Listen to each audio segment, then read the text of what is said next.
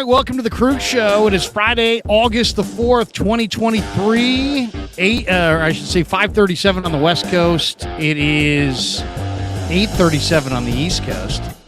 And welcome to the Krueg Show, brought to you by Pig and a Pickle, the best barbecue in Northern California. Check them out. Emeryville, Corte Madera, they're open 7 days a week in both spots, 11 a.m. to 8 p.m., or until they run out. Pig and a Pickle, the best barbecue in Northern California. And we're bringing in, I think, the best Niner media guy in Northern California, and that's Matt Barrows from The Athletic. We were both down in Santa Clara today. Friday traffic, it's an amazing thing. There's nobody going in the morning, but in the afternoon, it's like everybody multiplied times 4. And Friday morning, nothing. Friday going home, nightmare. Matty, good to see you, man. How are you? Yeah, it's great to be here, Larry. Thanks for having me on. I agree. It's where did all these people come from? Because we didn't see them heading into work in the morning. No, it's but like you can tell this is the post-COVID. Monday and Friday are a little bit lighter than Tuesday, Wednesday, Thursday, which for people who have to go in, like you and me, have to go to Santa Clara. It's nice to have it a little bit lighter than it usually is. Well, I'm really glad that we have you today, because I thought today was the most action-packed day of 49er camp thus far. I said to Dave Lombardi, I said, so you think practice is over? And he said, yeah, I think it is. And he's kind of writing down notes. And then all of a sudden we looked up on the scoreboard, and I'm like, Dave, they just put 30 more minutes on the board. They're going for a half hour more. We're both like, yeah, good, because that part of practice, this kind of live move the ball period, I think is more valuable for us to glean stuff than all of the drills and everything they do kind of combined. What was your takeaway from today's practice? It was action packed. It was long. It was a tough one on the players. Yeah, for sure. The longest of the year, really. I think there were 13 periods, and that move the ball stuff at the end seemed to go on forever.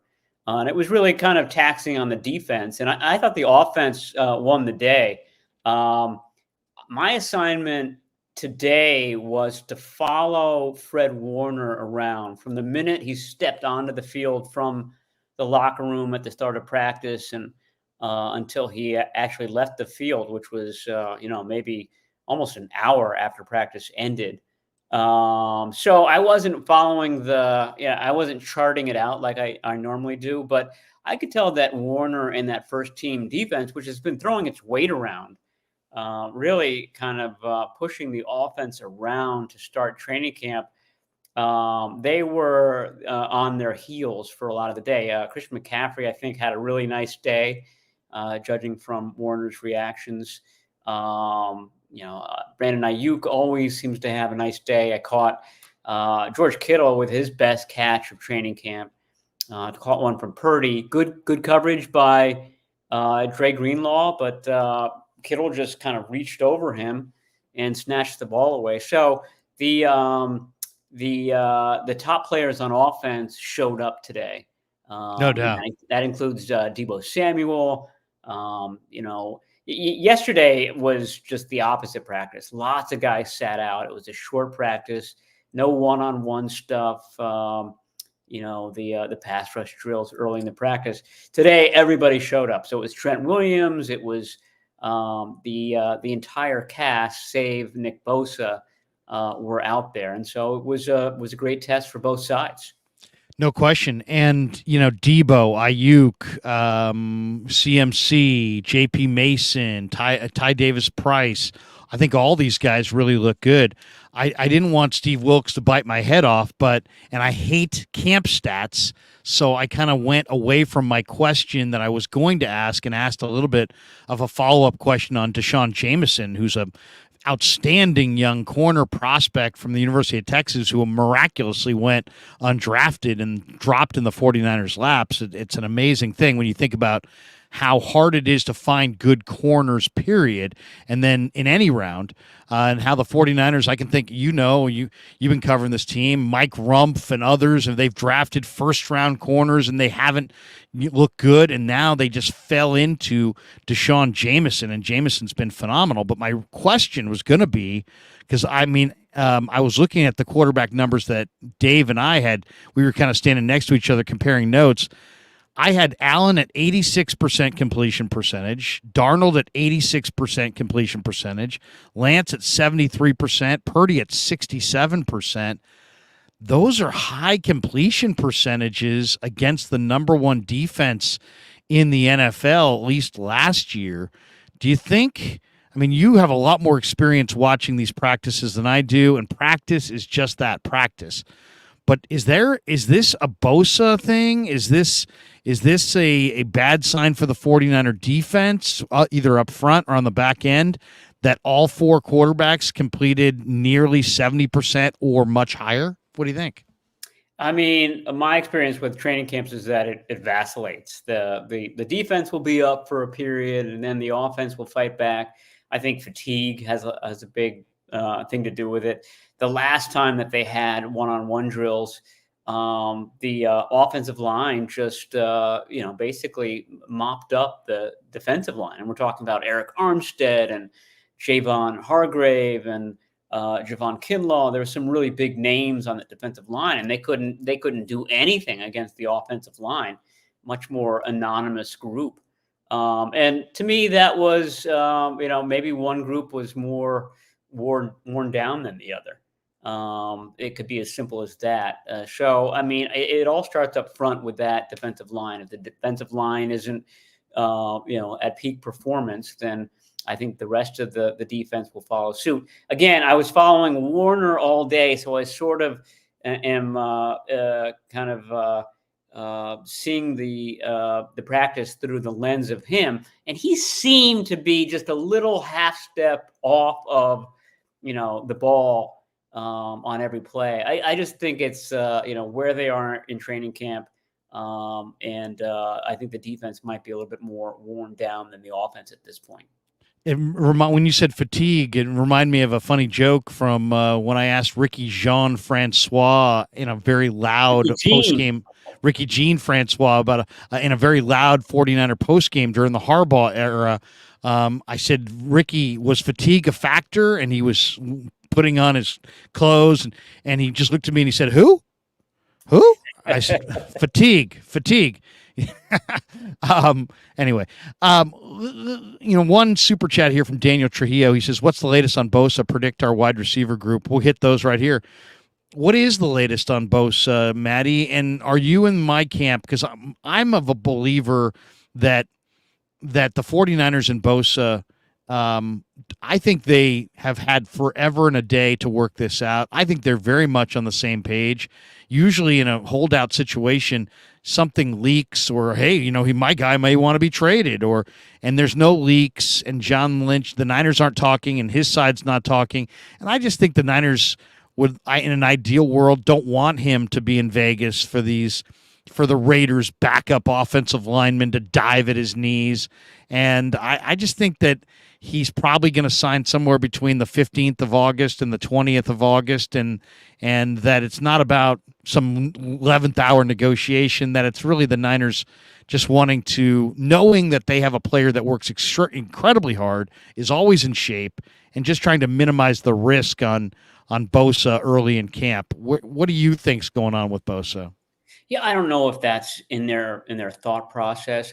That's a result of him not being here. He's not here to get hurt, and we saw that happen his rookie year. Somebody came across and hit his ankle, and he basically missed all of training camp and didn't practice in full going into that first game in Tampa. And he had a sensational game, and that was as a rookie. That was as a guy who'd never played a snap in the NFL before. So I think, to your point, that's right. This is a guy that could show up on September 1 and be just fine for a September 10 game in Pittsburgh. So that's why I don't think, this has been characterized as the world's most congenial contract holdout. Right. in the history of business. So I mean, I think that's a big part of it. They know that he's not at McDonald's eating Big Macs right now. He's training like he always does. He treats his body like a temple. Guy doesn't even eat dessert, but once a month or something like that. So he's going to be fine when he comes in. What I don't get is, I mean, the question is, oh, is he going to beat out Aaron Donald for the highest non-quarterback salary? I think the answer is, of course he is. He has the most recent contract negotiation, and he's the reigning defensive player of the year. So to me, it doesn't make sense that we're even at this point. It seems very evident what this contract is going to look like, or at least what they can sort of cast it as looking like, which is, he beats out Aaron Donald for highest contract for a defensive player. It seems very obvious that that's what the end result should be and what is going to be. So my question is, why the delay right now? Before we get to the second part of his question about the wide receivers, let's stay on the defensive ends. I had a chance to talk to Chris Kocurek the other day, and you did too, probably, if you threw some questions in towards Kocurek. And Kocurek is incredible, but he was raving about Taco Charlton. He's like, hey, man, the guy just got off the plane, did the physical. I talked to him for 5 minutes. I said, hey, man, if you're going to make mistakes, make them going fast, play fast, come flying off the ball. Charlton was a former first-round pick by the Cowboys, late first-round pick. He's been in Kansas City, Miami, Dallas, Chicago. It hasn't worked out. Taco Charlton in 2 days looks incredible. He's beaten guys in the one-on-one. He played at 270 something, I think, at Michigan. He's clearly not that. He's super lean. He looks like 260.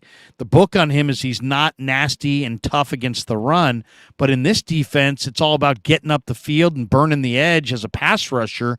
Taco Charlton in the 11-on-11s and in the individuals the last 2 days has been phenomenal, absolutely phenomenal. What do you think of the new addition? And then your counterpart at The Athletic, Dave Lombardi, tweeted out this afternoon that Dalen Hayes, the former Notre Dame defensive end, has been added. And I guess you were telling me before we went live that Daryl Johnson, who was just picked up in the offseason from Seattle, that he's going on IR, ending his season. What do you think of Charlton, and what do you think of the latest edition of Dalen Hayes? Yeah, well, it seems like every year there's one position that gets the injury bug, and so far it's defensive line and defensive end, really, because today Daryl Johnson was out, Robert Beal wasn't practicing, Austin Bryant hasn't practiced in a long time, so that's the reason why they signed Taco Charlton, because they were already light there, and they got even lighter with Daryl Johnson getting hurt as well. And Daryl Johnson was a third string guy. So they're sort of bringing in more bottom of the roster guys just to sort of be able to get through a practice. But as far as Charlton, yeah, it's all been arrow up. I mean, I would go back to my fatigue question. He's got fresh legs. He hasn't been here the first week of camp. And I remember they brought in Robert Candice last year, a little bit into training camp, and he came off the street, and wow, it was like he was shot out of a cannon. He was a live wire in those first few practices, and then he didn't make the team. So those types of guys can fade out just as quickly as they sort of flash, and so that's what I would wonder about with Taco Charlton. But they're so thin at that spot. I mean, Bosa's not there, so really it's just Drake Jackson and Cleveland Farrell and Alex Barrett right now, who are sort of the only guys at defensive end who have been here from the beginning of camp until now and have been healthy throughout. So I think it's just a numbers game there. I think Charlton has a definite chance to stick because of that. And if he can kind of keep this level, and that's the question, can he do that through the end of August? He's got a nice shot. We've talked about so many different things as far as quarterbacks, and offensive tackle has been a big debate in the offseason. But the addition of Hargrave came at an expense. in that Amenahue and Willis and Ebukam were not affordable. Those three guys left in free agency. The 49ers pivoted to Cleveland Farrell and Robert Beal in the 5th round out of Georgia in the draft, and Austin Bryant, and then added Daryl Johnson. And I've just been saying it for the last few weeks that, I'm a little nervous, to be completely honest, about their outside pass rush. And I think that the kinds of moves that brought in Willis and Amenahue to begin with may need to be explored between now and the cut down. I asked Kasarik at the coaches presser, I said, will you play? You played your 2s and 3s an awful lot. You used your rotation of depth quite a bit last year. Will you play your 1s a lot more? And he's like, hey, look, we need our guys to be revved up and ready to roll in the playoffs and down the stretch. And if I burn them out with 70 snaps, in week 1 and throughout the season, they won't even make it to the finish line. So no way. We're going to rotate whatever guys we have. So, Matt, what do you think? Do the Niners have an issue at defensive end, or do you have more faith than I do in the guys behind Bosa and Drake Jackson? Yeah, I mean, it's a great question. Drake Jackson's gotten so much pub in the off season, but it's still a question mark about whether he can sort of rise to the level of Samson Ebukam, and that's what the level is. I mean, they think that they can get better at that opposite spot, and I think Drake Jackson will. My question is whether that happens this season or not. I sort of think, and we might have talked about this in the past, I think that Cleveland Farrell might end up being the starter opposite Bosa, at least early in the season. And then if that were to be the case, then Drake Jackson and Javon Kinlaw, I think, would be the big names on that second line that, as you note, Kasarik wants to lean on throughout the season. But yeah, I mean, I think that's a good question. I mean, I think Jordan Willis was underrated, underappreciated as a pass rusher. I mean, he's got really good speed, and he really added more of a power move last year. I thought that they should have brought him back just because, he's a guy that, you know what you're getting. He was great on special teams too. Got a lot of use out of him on game days. But he seemed to be ascendant, sort of kind of figuring things out later in his career. And I thought that started to happen last year, and that the 49ers could have taken advantage of that by re-signing him to another 1-year deal. They didn't. So yeah, it's a great question. I don't know how much use or how much Robert Beal is learning. He hasn't practiced the last 4 or 5 practices. So he seems like another sort of future pick, a guy that they see as their third down pass rusher, maybe in years to come. I don't know how much use they're going to get out of him this year. So there are a lot of names on paper, but as far as kind of practical guys at D end, they're absolutely thin right now. And you can see a scenario where they'd be just where they were, if not a little bit worse, during the season. And Daniel Trujillo says, Krueg Show brought to you by Pig and a Pickle. Thank you, Daniel, for shouting out the sponsor. And back to his first one. He says, predict our wide receiver group. What do you think, Matty? Debo and Ayuk look phenomenal. Oh, my gosh. I wish the fans could see how good Debo and Ayuk really look. And it's not just a 2-man wide receiver core. There's Jennings, there's Conley, Danny Gray is starting to come of age. I thought Ray McLeod looked good today. We've seen highlights from Ronnie Bell, from Tay Martin. Willie Snead made a nice catch today. And there's even bodies behind those guys. How many wide receivers do you think they'll carry? And give me your breakdown of who do you think they'll be? I mean, it was 5 last year, and I really think it's going to be the same 5 this year. So that's Samuel, Ayuk, Jennings, Danny Gray, and Ray McLeod. And I think that Ronnie Bell sort of slips into that Ray McLeod role next year. Maybe he's the top punt returner and sort of the guy that comes off the bench for Debo. And then Danny Gray is behind Ayuk there, and Juwan Jennings is just sort of a unique cat. I think Jennings is a restricted free agent, so at least one more year for him. And they probably ought to think about signing him to a longer term deal while he's still affordable, just because they might run into some wide receiver issues there. But yeah, that's how I see it. But I mean, I agree with you. Conley seemed to have a good catch every practice, and your guy Tay Martin. I know that you were looking at Tay Martin Yeah. as far back as last offseason. He's good for at least one or two catches, and he has sort of um, a relentlessness. He's going full bore at the beginning of practice and at the end of practice. And I guarantee you that's something that the 49ers look at and they appreciate, just somebody that has the stamina to really kind of put pressure on the defense, even in a long practice like we saw today. Tay Martin worked out or was in Dallas, I believe, with Trey Lance, and it seems like Trey is either looking for Tay Martin or they're just happen to be like in the same routes together because they're both, either with the twos or threes and that kind of thing. But he's finding Tay Martin an awful lot on the field, and Ronnie Bell's shown some good things. I think it's going to be a fun preseason to watch these backup wide receivers.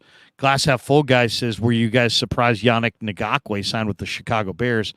I wasn't, just because I think Chicago really is trying to make a step forward, and they probably gave him the kind of money he wanted. And then Jason Ornelas says, here's a super chat. He says, Larry, I tried hard to say hi at camp, but didn't get a chance to meet you. I was the guy stationed in Guam, took leave, and flew to watch practice. Now stationed in Korea. Keep up the great coverage. Thank you, Jason. Wow. Jason Yeah. gets the award for longest commute. We were just complaining about our own commutes. Jason came in from Guam. Yeah, exactly. I will never complain about the Walnut Creek to Santa Clara commute ever again, because Jason's making the big commute. What is your thought on the quarterback so far? I mean, we've seen Purdy. I thought Purdy looked spectacular today in the move the ball drills. I thought Darnold had a good day too, though, and I think Trey Lance is clearly improving. And the 49ers have 4 NFL caliber guys, and they said they wanted depth here. They've got depth here. What has been your read on the quarterbacks thus far, Matty? Yeah, I agree. I mean, I think they've gotten better. I think Purdy has, he looked rusty early on. This isn't an original thought, but I mean, I think it's the correct one, that he's been sort of working his way back into form. And today was probably the best one. And it was a long practice. So that's sort of the advantage that the number one guy gets in this camp, and that the number two guy would have had in previous camps, because the number two guy in previous camps would have gotten basically the same number of snaps as the number one guy. This year, those snaps are being split by Sam Darnold and Trey Lance. So both of those guys are getting fewer. But in a long practice like today, everybody gets a bite of the apple, it seems like. I think that Lance still is struggling from time to time with the layups. I mean, there was one in the move the ball drill. He rolled to his right, had an easy throw, just a simple throw. This is a throw that Larry Krueger could have completed, and he just left it short. like he still doesn't really have a feel for, when you're moving on your own and you already have some momentum going, what you need to do. And my thought was that in the past, he's really kind of thrown that ball too hard. And this time he went in the opposite direction, just had nothing on it, and it bounced in front of the receiver. And I saw a bunch of players on the sideline sort of shaking their head after that. That was an easy one. That was a layup. But then he had just a beautiful throw on the sideline, deep sideline to Juwan Jennings. And those are the types of throws that he's making, timing throws where he's having to let go of the ball before the guy makes the cut. And I'm not sure if those throws had been there in previous years, but they're hitting the mark this year. So you're starting to see absolute progress from him. To me, I feel like he's still ahead of Sam Darnold, because he gives you the element of scrambling and running that Darnold doesn't really give you as much. I mean, Darnold can run, so can Purdy. But for Lance, you'd be getting real chunk plays there, and those aren't built into these training camp practice scripts. So it's sort of unfair because you're not giving Lance some of the things at which he excels in this offense. But that to me kind of puts him, if it's a close, if it's a tie between him and Sam Darnold, I would think that that ability to run with the ball puts Lance ahead of Darnold. But then today in that move the ball drill, Purdy went first, Darnold went second, then Purdy went again, then Lance went, then Allen finished. Do you think is that just the way it was today, or do you think Kyle has Darnold as the 2 on his, I don't know, internal depth chart at quarterback? No, it's been pretty even. I mean, when you add up all the throws and conceivably, if it was just as long a practice tomorrow, it would have been in Lance in that role that Darnold was in at the end of practice. So they've charted it out, and so far, it's been really even as far as opportunities. So I think that was just how the day fell. Yesterday was more of a Lance getting the 2 days, and today was more of a Darnold getting the Tuesday.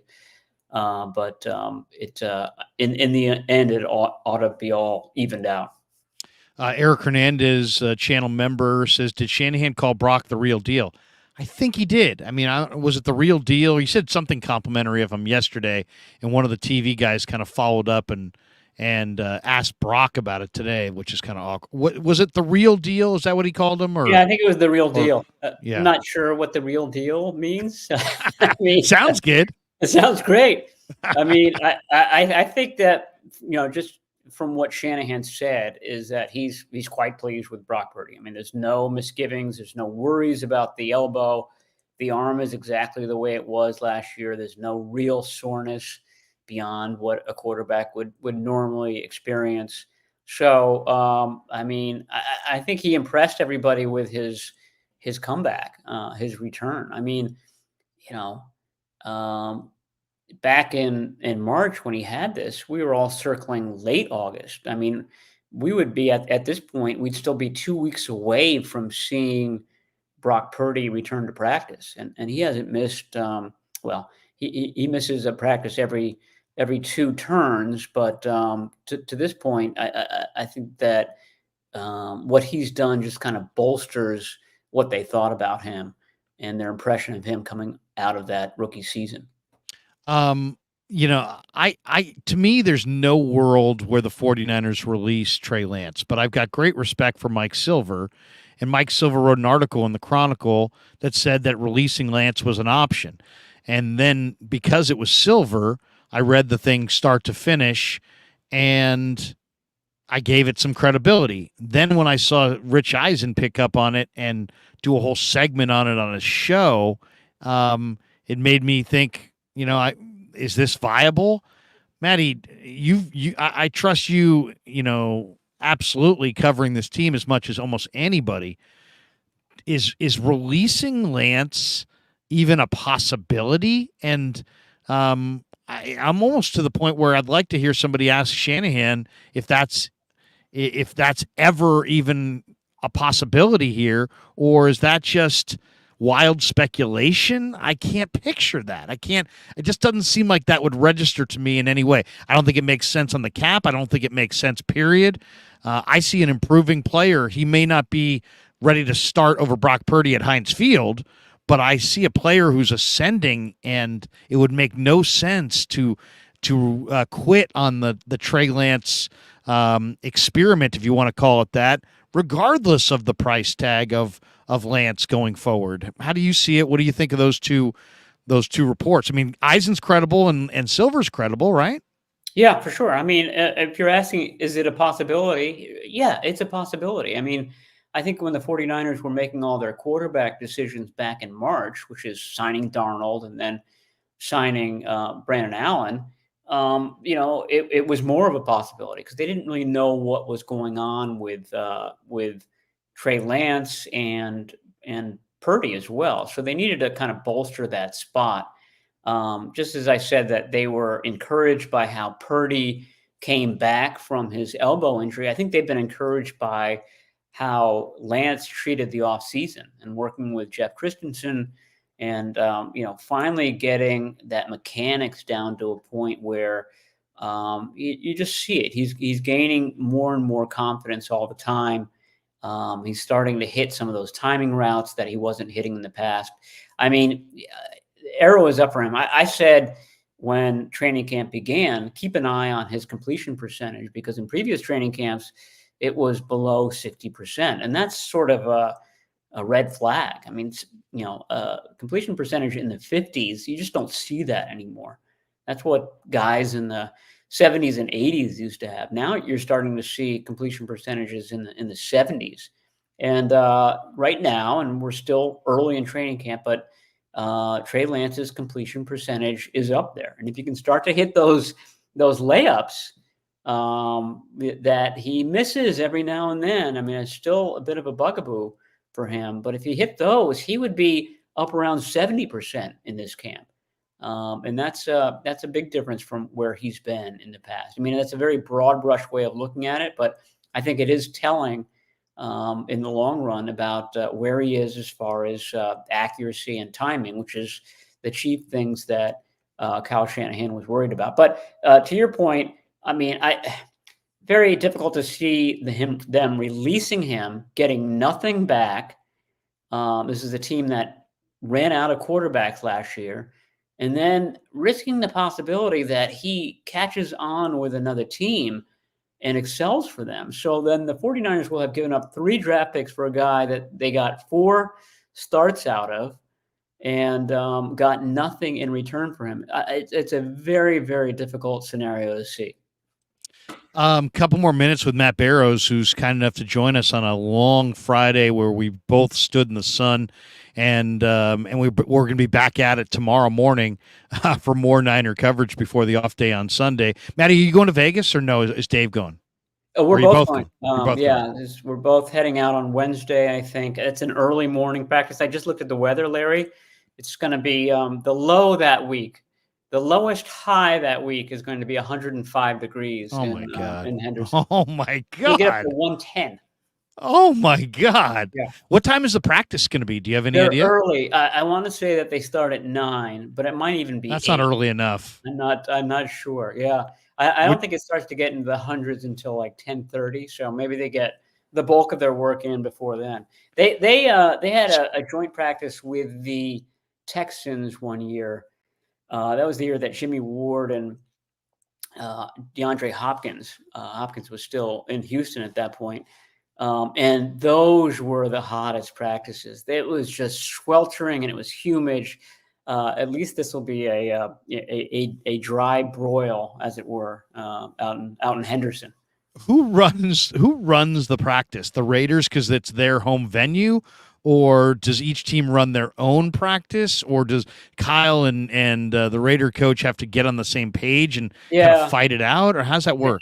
I think that's it. That they talk ahead of time and they kind of come up with an agreed upon practice plan.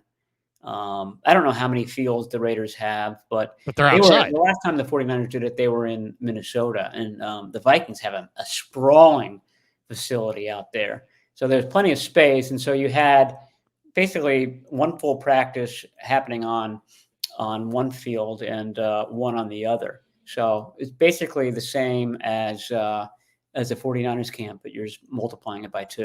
Couple last questions for Matty before he jets. The linebacking core. Steve Wilkes was effusive today in the post-practice presser about Jalen Graham, and I love what I'm seeing from Marcelino McCrary-Ball, and we've seen D. Winters start to come of age, and obviously Greenlaw and Warner is as good as it gets. Man, that puts Curtis Robinson and Oren Burks and Demetrius Flanagan-Fowles in the pressure spot. What do you think of the linebacking core? I mean, even if they keep 6, there's a couple. The Niners' backup linebackers and the guys who may not make the Niners could maybe start for the Las Vegas Raiders at linebacker. Makes you wonder if these teams may make a trade when they get together. But what is your read on the linebackers? Who's impressed you? Yeah, I mean, Jalen Graham, right off the bat, I mean, he's been playing middle linebacker, which for a rookie is almost unheard of. I mean, Fred Warner, of course, did it back in 2018, but he was a third-round pick. They sort of earmarked him for that role. They didn't think that Jalen Graham was going to play middle linebacker, and I don't think that's really in his future. But it just shows you how smart he is and how quickly he picked up this defense that by the start of training camp, it's not even like mid training camp that he's doing this. At the start of training camp, he's running that third team defense. So, I mean, he's a sharp guy. He played safety at Purdue. They moved him to that hybrid position. I think they call it the star there at Purdue. And so he's sort of a natural fit to one day maybe replace Aziz as that Sam linebacker, sort of that a quasi nickel back linebacker role. So he's been good. And then the guy that's jumped out this week is the guy that lines up next to him, and that's D. Winters. And I remember the 49ers saying on draft day that, some people, Johnny Holland, thought that D. Winters had some similarities to Dre Greenlaw. And, that's been evident this week. I mean, their silhouettes are exactly the same. They're both about 5'11". Greenlaw might be a little bit bigger, but it's all about leverage and explosion for those two guys. You get under a blocker's pads, and then you just zip off to the football. And you've seen that from D. Winters a couple of times in the running game, and he had a nice pick on Thursday, picked off Trey Lance. Trey Lance going for Tay Martin, and he got picked off by D. Winters. So both of those guys have showed up. Marcelino McCrary-Ball is sort of in that same mold. I think McCrary-Ball is basically competing with Demetrius Flanagan-Fowles. There's going to be a hyphenated name there at the number 4 linebacker spot. I don't know which guy, but for that fourth spot, I think Oren Burks is probably good for the number 3 role to begin the season. But that number 4 role, I think McCrary-Ball is really coming on. And then the number 5 role would be between those two rookies that I just mentioned. And maybe they do keep 6. But they've reloaded at linebacker over the past 2 years. And you can even see some, Jalen Graham playing middle linebacker. He's sort of tall and linear. He's 6'2".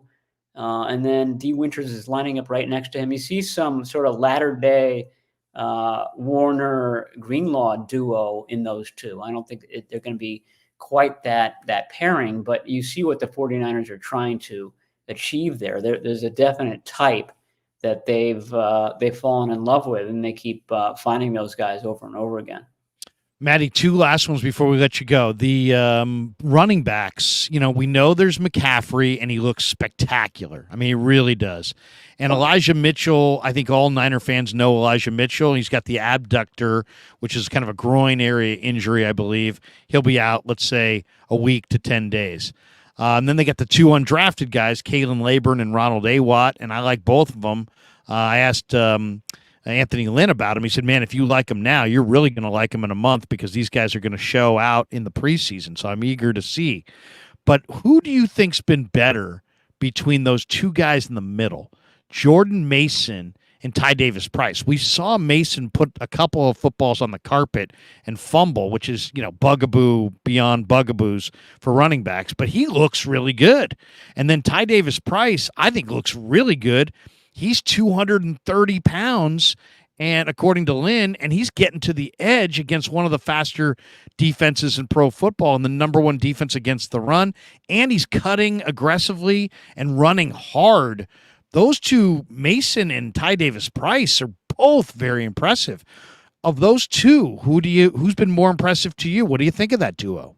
Yeah, I thought that Mason had a strong spring. I mean, I thought he looked great because Mitchell was hurt back in the spring. And so Mason was getting a lot of carries and he made the most of them. And I thought that he really showed in the spring that he'd been working on pass routes, which is going to be a big deal for these tailbacks this year. I mean, this is a an offense that's tailored to Christian McCaffrey. So all these guys, when they're in the game, are going to get McCaffrey-like plays. So they have to be ready to catch the ball. And I thought Mason did a wonderful job with that. And I thought he had ended the 2022 season ahead of Ty Davis Price. And I thought he maintained that gap in the spring. In the summer, though, I think that Davis Price has been the better runner for sure. He just has a power, and both of these guys can mow you over. I think the difference is that Davis Price can also juke you and leave you in the dust and score a 75-yard touchdown.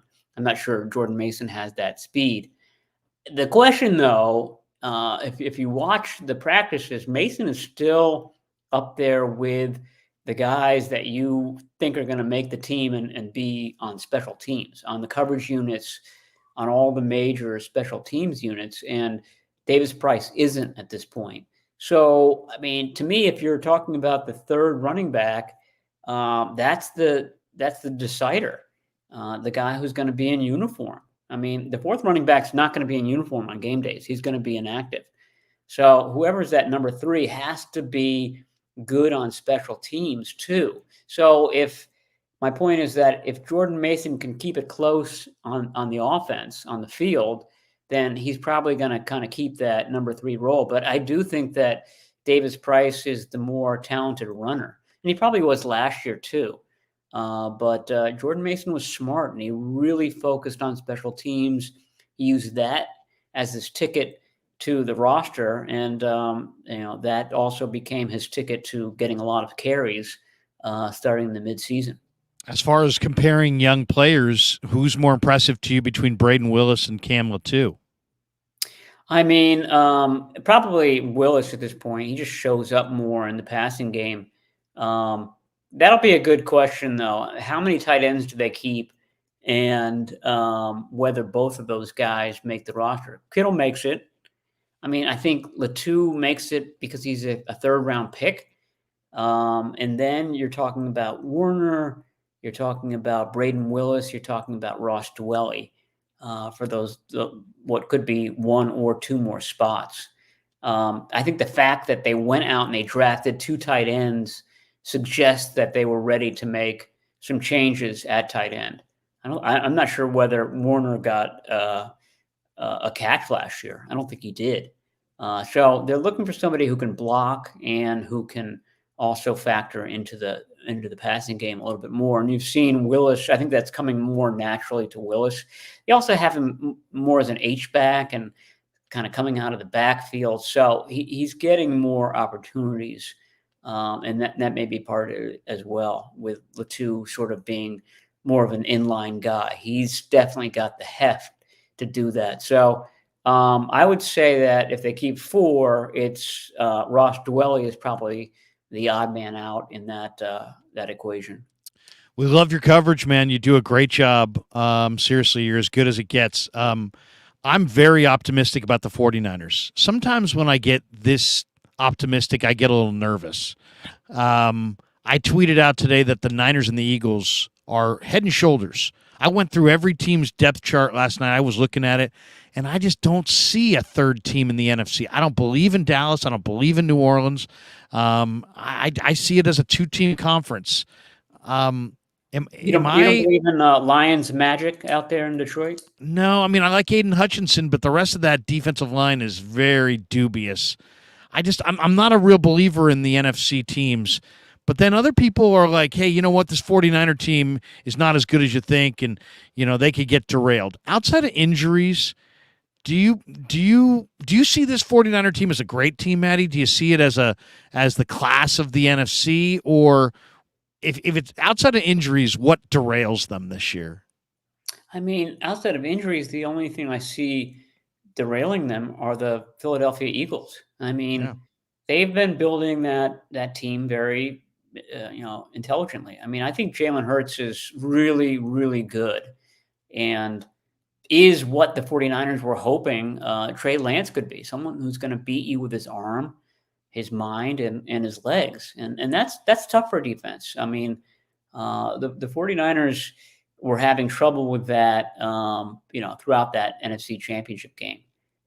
So I don't know if they've got an answer for that. I don't know if what they do really kind of addresses that. That's always been a problem for them in the last 5 years. So that game is shaping up as the regular season Super Bowl. I know it's one that these guys have absolutely circled on their calendars. That's, I agree with you. I feel like nobody else really matches up with them. There's just too much talent. Brock Purdy doesn't need to be a superstar for this team to win and win handily. He just needs to distribute the ball to this all-star team that they've composed on offense. Matty, awesome stuff, man. We will see you in the morning. You do a great job. Is there anything you want to tease that you're writing in The Athletic for people who have yet to, order The Athletic? And let me just say this, Tim Kawakami does a great job, but Matt and Dave, I think, Dave Lombardi I'm referring to, do as good a job as anybody in any medium of covering this team. You guys do an incredible job. I know you podcast together. You guys write different pieces. I would encourage everybody, if you're a hardcore Niner fan and you've yet to order The Athletic, the subscription to The Athletic, do it. Absolutely do it. These guys' coverage is absolutely top notch. Is there anything that you got coming up here in the next few days that you'd love to tease? Yeah, well, I was glad that you brought up Jalen Graham because I've got a profile on him coming out tomorrow morning, actually. So that'll be one to read. And then, like I said, I know I've been a little bit linebacker-centric, but I was following Fred Warner around all day. And it turned out to be a good day to follow him because it was such a long and grueling, involved practice. So I think that'll come out maybe early next week, but it'll basically be a nice way for people who can't show up at a practice to kind of really figure out what a practice is and all the different periods and, what a marquee guy like Fred Warner does from start to finish. You're the best, brother. We'll see you tomorrow. Thank you, right. Man. See you, Larry. Thank you. Matt Barrows, fantastic. He is fantastic. You know why he's so good? Because he's credible. He doesn't get wowed by the moment. He's got good perspective. He treats the players well, but he doesn't kiss up to them. I see everybody in the locker room and how they interact with the players, and I got great respect for Matt Barrows and Dave Lombardi as well. They do a nice job. They really do. And I would encourage all you guys to order The Athletic. Let's do this. We have 430 people or whatever hanging in the live stream right now. We've got a bunch of super chats and a bunch of chats that I've starred that I want to get to. I want to get a pull of water, and I'll do this. I want to get some water out of my fridge because I'm dying. I'm going to get some water. I'm going to play you one spot from Pig in a Pickle, and then we will come back, and I'll hit the chat and answer the rest of your questions, hit the super chats, and continue the dialogue on the Niners. I just came from Santa Clara. I just watched what I think is the most competitive practice so far that I've seen. I'll give you my thoughts on the practice. I also have some thoughts on Dalen Hayes that I want to share with you guys, and then I'll read your chats and answer your questions coming up next as we continue on the Krueg Show right here. But first, a word from our title sponsor, Pig in a Pickle.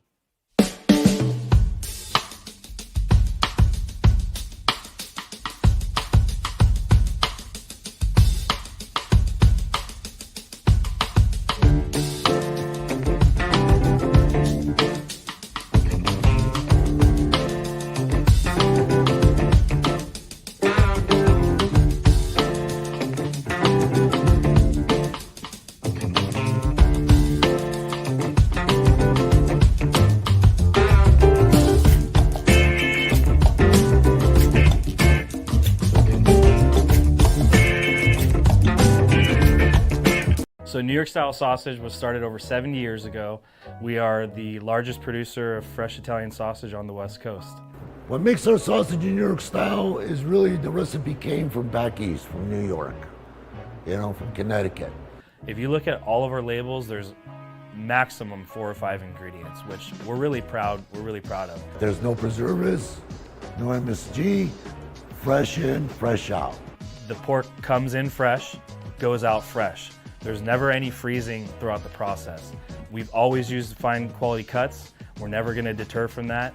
It's one of the reasons why our sausage is so good. I guarantee you put our sausage up against anybody else's from a flavor standpoint, no one will beat it, hands down. Hey, do yourself a favor and do me a favor. Go buy a package of the New York style Italian sausage. Guaranteed you will love it. Guaranteed.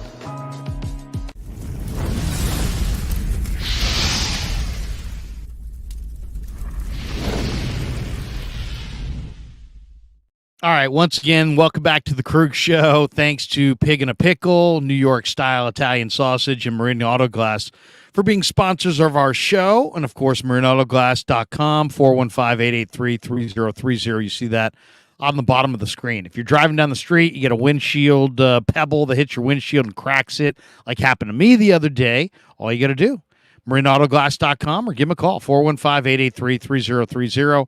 They'll come out, they'll pop out the old windshield, they'll glaze in a new one, they'll sweep away the glass. It's very convenient, it's very cost effective. They do an incredible job. My buddy Saeed owns Marin Auto Glass, and I only use Marin Auto Glass when I have a cracked windshield. And New York Style Italian Sausage, I was down there earlier this week picking up some sausage from Pasquale, and Pasquale is going to join us on the show here in the next couple of weeks. New York Style Italian Sausage, if you've tried it, I don't even need to say anything more. You'll love it. And, of course, we're brought to you by Pig and a Pickle, the best barbecue in all of Northern California. Make sure you check out Pig and a Pickle, Emeryville, Corte Madera. They're open from 11 a.m. to 8 p.m. Great barbecue. The brisket is amazing. The brisket chili is, I think, the best chili I think I've ever had. And the potato chips cooked in beef fat, which you can only get in Marin County at their Corte Madera location, are worth driving all the way out to Marin County for. Let's hit the comments here. We got a bunch of comments. People want to jump in. Okay, a couple of them here. Okay, we got those already. Okay. Not a super chat, but actually a good comment here from the Greatest 49. He says, Larry and Matt, how is Brock's pocket awareness looking? Has he gotten better at climbing the pocket? I think he has. Last year we saw him kind of retreat out the back door, and that's a college move, a high school move. You can't really do that in the NFL. The athletes are too great. He did that a few times last year. Sometimes it's all you got, right? If somebody's flushing you and if somebody's rushing you in the face through the A-gaps, you can go out the side door or the back door, because the front door is you put you in harm's way. But I think that's actually an area where Purdy has grown in this camp. We've seen him climb the pocket and deliver passes. He did it once today in the 11-on-11. White Boy Rick says Lance will be good in 3 years. I agree. Might be less than that as well. I asked Trey today. I said, Trey, the other day you had a throw to Debo on the right side, and you missed him, and it was a layup. You were on the right side, he was on the right side, and you airmailed him. And I said, you went after practice, and you worked on that exact throw over and over and over again. He ran that. He had the receiver run the exact same route. He made the exact same throw. He worked on it, like I would say he took 5 or 6 reps on that throw. Nobody was even watching. I think most of the media went in the media room. Most of the fans were lined up for autographs. I don't know if anybody saw that. I think it was last Sunday. And he said, yeah. I said, are you trying to, just conquer it before you move on? And he's like, yeah, that's the kind of throw that I want to work on over and over again. And it's that kind of moment that tells me all I need to know. Because football is all about adversity. You're going to face adversity. There's no quarterback that is undefeated. There's no quarterback who's never thrown a pick. Adversity's coming. Well, how do you deal with it? How do you deal with adversity? It's kind of almost a metaphor for life. How do you deal with adversity? Do you run and hide? Do you quit? Or do you work harder? Do you try harder? Do you correct your mistakes? If you're, when I was in high school and algebra 2 was hellish and I'd make a mistake, Do I sit there and rip up the test and say, man, I flunked this thing, or I got a D or something, and throw it away? No. You stay after, you go get help, you talk to the teacher, you try to get a tutor. Maybe there's somebody you got a buddy who knows the concepts better than you, and you go through it again and again and again and again until you get it right.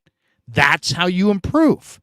So when I saw Trey doing that the other day at practice, I'm like, you know what? This might be the most important moment of training camp. Of course he made a mistake, but how does he react to it? And to me, that bodes well for the kid's future. And he's going to get it. He's going to get there. It's not going to be by Heinz Field in week 1. So all these people going, he's got to start. Quit that. He's not going to beat out Brock Purdy by week 1. He's not. That's okay. It doesn't mean he's a bust. Doesn't mean he's never going to get there. It doesn't mean anything other than it is hard to play quarterback in the NFL. Trey Lance had 1 year of football since high school. It's going to take him some time, but he's going to get there because he's smart, he's athletic, and football is the family business in the Lance household. This is what he wants to do, and he's going to work at it. And he's going to take his mistakes, he's going to correct them, and then he's going to make them fewer and fewer times. Maddie's right. He misses some layups. We've seen it. We saw it today. We've seen it like probably once a practice over the last 4 or 5 practices. He makes a mistake on a layup. Well, guess what? In the NFL, you can't make those mistakes. You gotta hit the layups, but doesn't mean he's not going to conquer it. He's going to figure out how to throw with touch and timing, the correct touch, the correct timing. When it's time to rip it, he's like maybe the best quarterback on the field. Nobody can quite rip it like Trey. So you want to criticize him, but be fair. Be fair about it. And the guy is improving before our eyes, and he hasn't played a lot of football. So I hope the Niners see what I see and go and stay the course. That would be my advice. Stay the course. And I don't care about the cap. Pay him, work it out, but stay the course. We'll see if they do. Victor Garcia says, did Brock throw a pick 6 today? He did. He threw one to Tayshaun Gibson. It was a bad throw. He floated it in the middle of the field. Gibson picked it out of the air. Gibson's a great ball hawk. And I don't know if he got to the end zone, but it could have been a pick 6. I don't know if it's hard to tell sometimes if it's just an interception that was run back and somebody tagged him down, or if he actually got back to the end zone, because there is no end zone. You got the guys all standing there. But I would say essentially yes. The answer to that question is yes. Brock threw a pick 6. Zachary Kelway says, love your coverage of camp, Larry. I live in Wisconsin, and I may have to get on an airplane to try the brisket chili at Pig and a Pickle. It sounds good. It is good.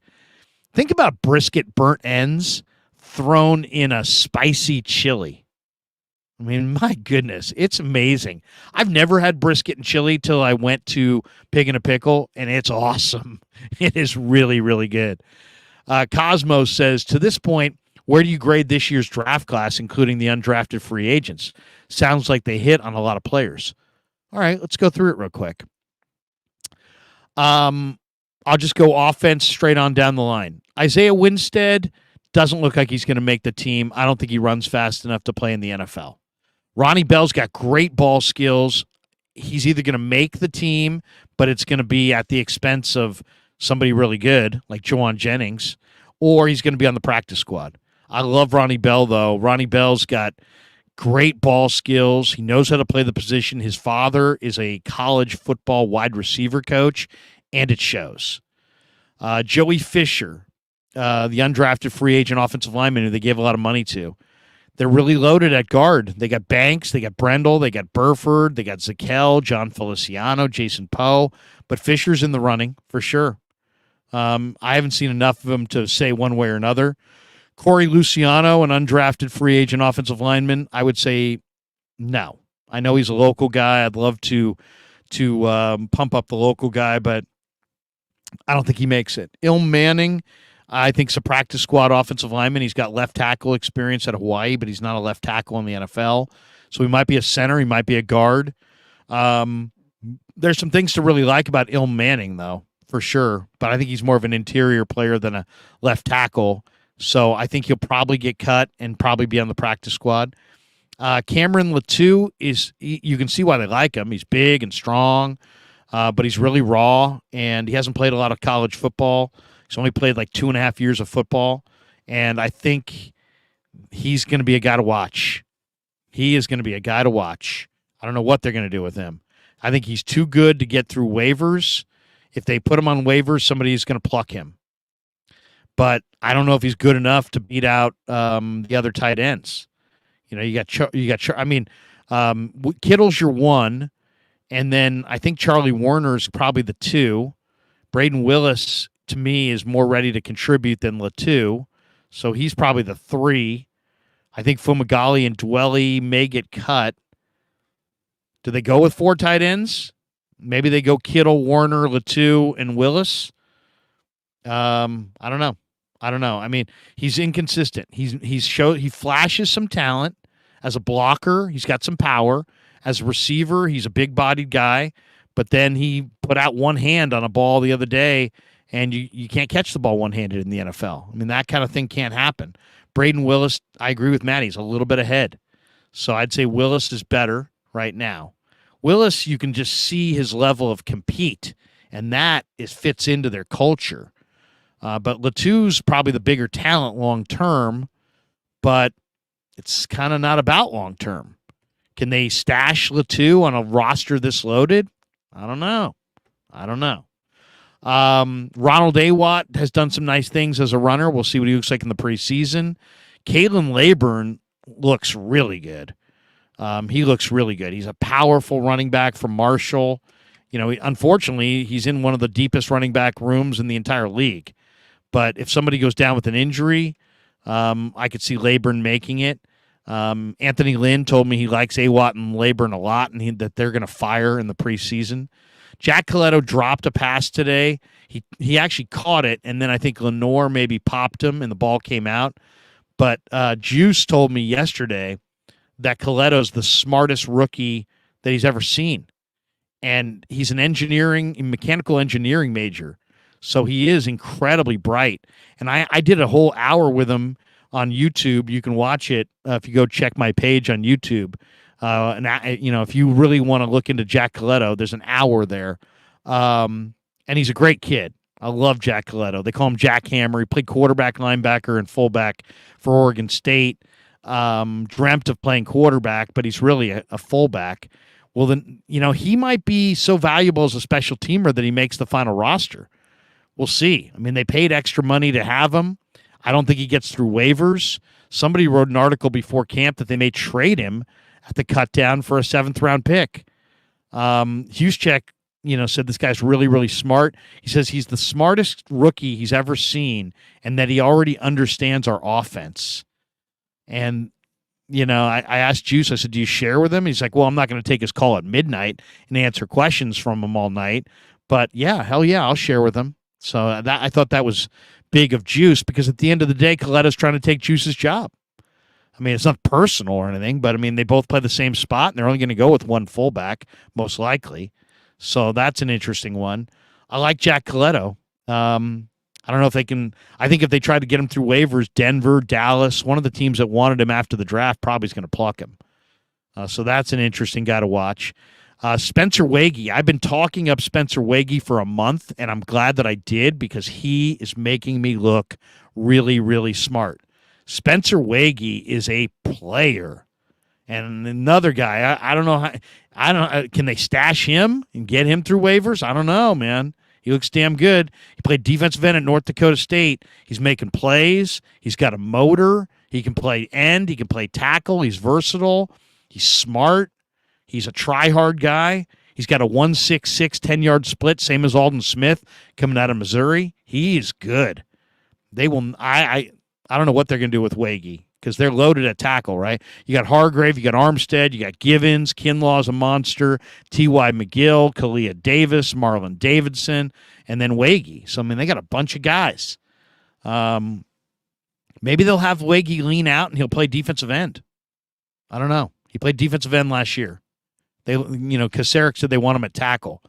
But he looks good. And every practice that goes by, he does more. I saw him win today in some of the one-on-ones. So Spencer Wege, remember that name. He's damn good. Robert Beal's a freaky athlete. Long arms, 4.4 speed, but he hasn't played the last few days. And, I don't know. I don't know what to say. I mean, he's an NFL athlete, but, you got to play in this league. We'll see if he does it. Jalen Graham and D. Winters are both legit NFL starting linebackers, and I think they're both well above average NFL linebackers. So I don't think they're going to cut those guys. I really don't. So that puts the screws to Flanagan Fowles and Burks, Curtis Robinson, because they're going to keep Greenlaw. They're going to keep Warner. I think they're going to keep Graham and Winters and McCrary Ball. So that's 5 right there. And I think they'll go 6, but that only leaves one spot for Burks, Robinson, and Flanagan Fowles. I don't know. I'm telling you, the Raiders are going to look at the Niner linebackers in these 2 practices, and they're going to make the Niners an offer for one of those linebackers. And the Niners may take it because, if you can get a 5th-round pick for Oren Burks from the Raiders in the 2024 draft, you might want to do it. Even though Burks is really, really good. And Burks has done nothing but play well, both from scrimmage and in camp and last year on special teams. Luter is a really nice player. He's on the PUP list. He's got a bone bruise on the knee. I think he's here to stay. Mooney Ward told me yesterday that Jair Brown is going to start smacking people. He said, wait until the preseason. He's going to start smacking people. I think they added 3 really good DBs in Luter, Brown, and Deshaun Jameson. Jameson, I'll say it again for the people in the back who didn't hear it last time. I said it a month ago. Deshaun Jameson is going to make the roster. Brandon Ayuk was shouting him out the other day. He had a PBU today at practice. This kid knows how to play. Wilkes talked about him afterwards. I'm putting that video out later tonight on YouTube if my kid hasn't already put it out. Jameson's real, man, and he will not slip through waivers. And this is an amazing addition because there's guys that you draft in the 2nd round that don't play this well. And this guy's good. He can break on the ball. He knows how to play. He can play the outside spot. He can play the nickel. He can play that slot. Jameson's making the team. And then Moody's got one of the freakiest strong legs you're ever going to see. But I'll tell you this, too. Zane Gonzalez is a good kicker. Zane Gonzalez hit a 55-yarder today. He hit a 57-yarder the other day. The 49ers are not going to cut Zane Gonzalez. The 49ers are going to get a 7th-round pick or a 6th-round pick from somebody for Zane Gonzalez. Zane Gonzalez is better than, I would say, 5 or 6 other teams' number 1 kicker. So there you go. There's the breakdown of the rookies. Hope you enjoyed it. Cosmo, appreciate you. Zachary Kelway, can the 49ers keep Coletto and Laburn on the 53? No, they can't. I don't know if they can keep either of those guys on the 53. So, I think Laburn may be able to sneak through waivers because there's just so many backs. But Coletto is a really good, smart fullback, and there's other teams that know about him. The Niners had to win a bid after he came to the Niners out of loyalty because Bobby T had showed interest before the draft, and he told his agent he wanted to be a Niner. But practice squad money and roster money, 53-man roster money are not comparable. So if the Niners are saying, hey, be on our practice squad, and Dallas comes and says, be on our active roster, he'll be on Dallas's active roster. And same with every other team in the league. So that's going to be an interesting one to watch. Do they try to stash him? How does that work? I don't know. We'll see. Teasy says, you guys have seen Mahomes throw balls in the dirt in games, right? Every Trey throw is ridiculously over-criticized. No doubt. I'll agree with you on that one. We're at a point now where we're treating, the way people treat camp stats, you used to be able to make mistakes in camp. Now it's all Everybody's grinding. Everybody's there. Everybody's counting. Everybody's measuring. I agree with you, TZ. It's over the top. It's over the top.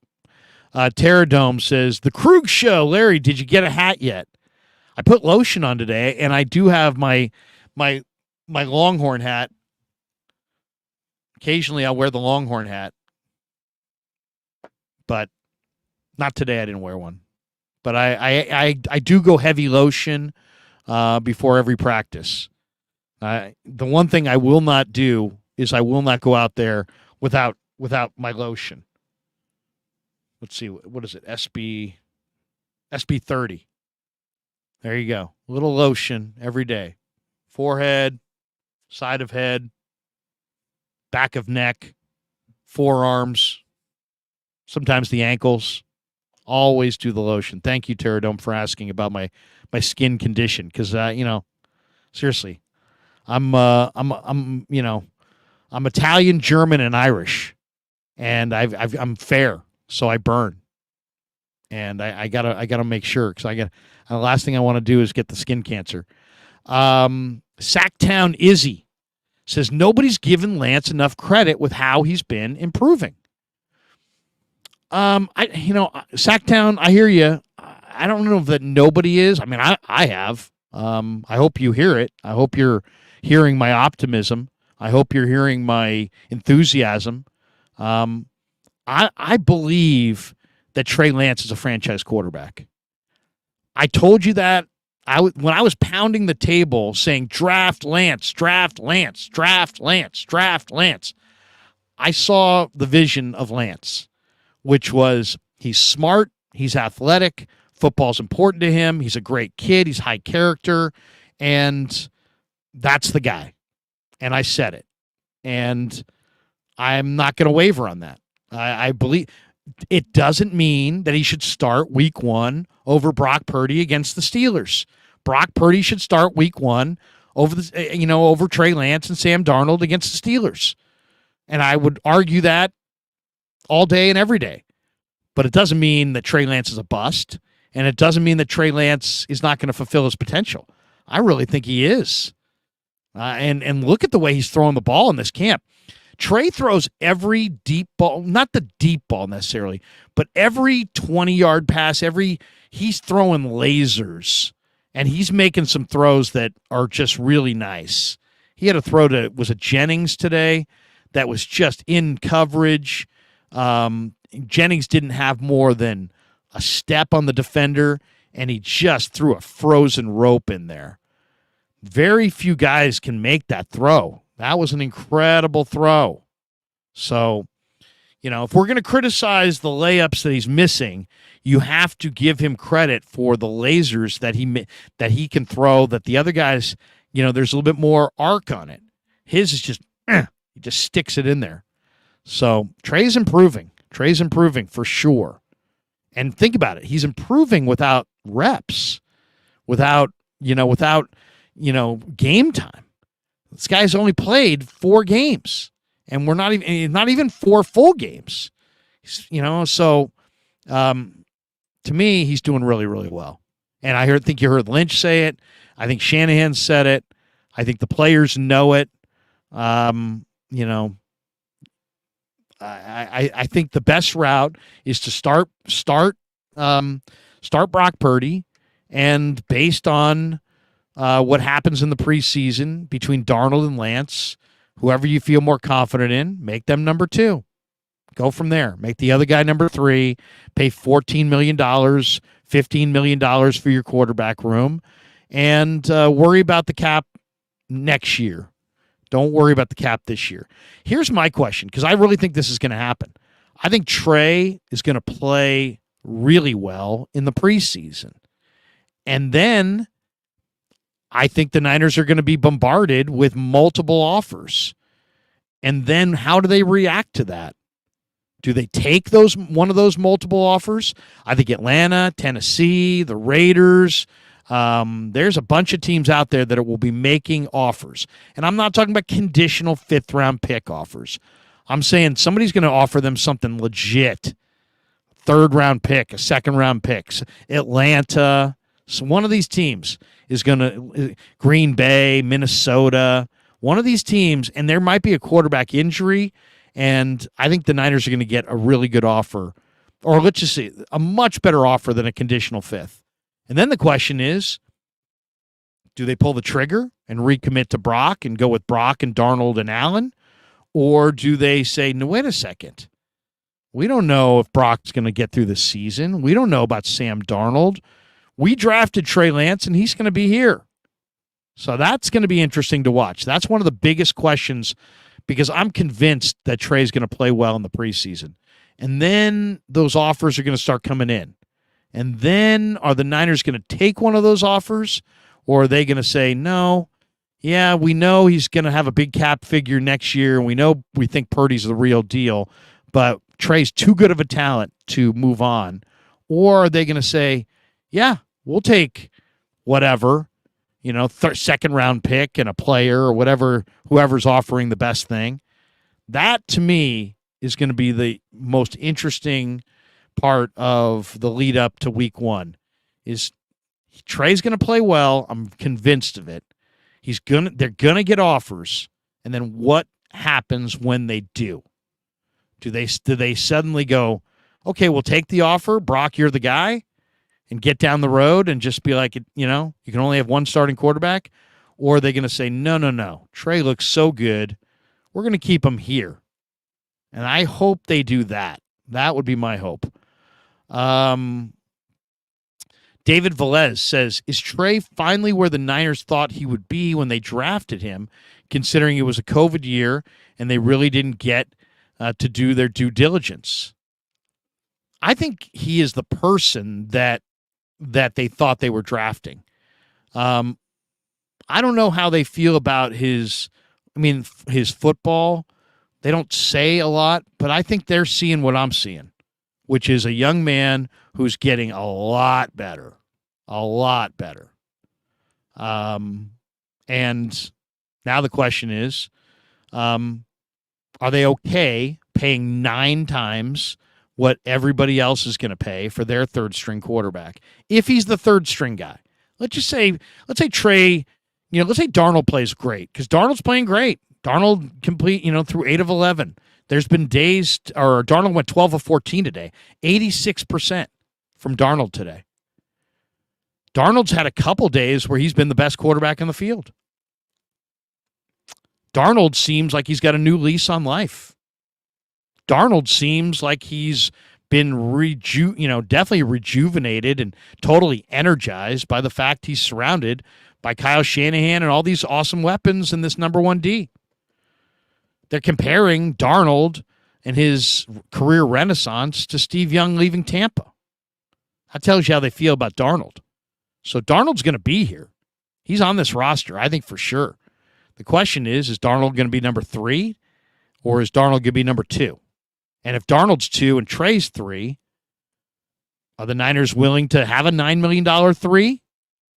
Or are they going to take the best offer if they get a good offer? I don't know.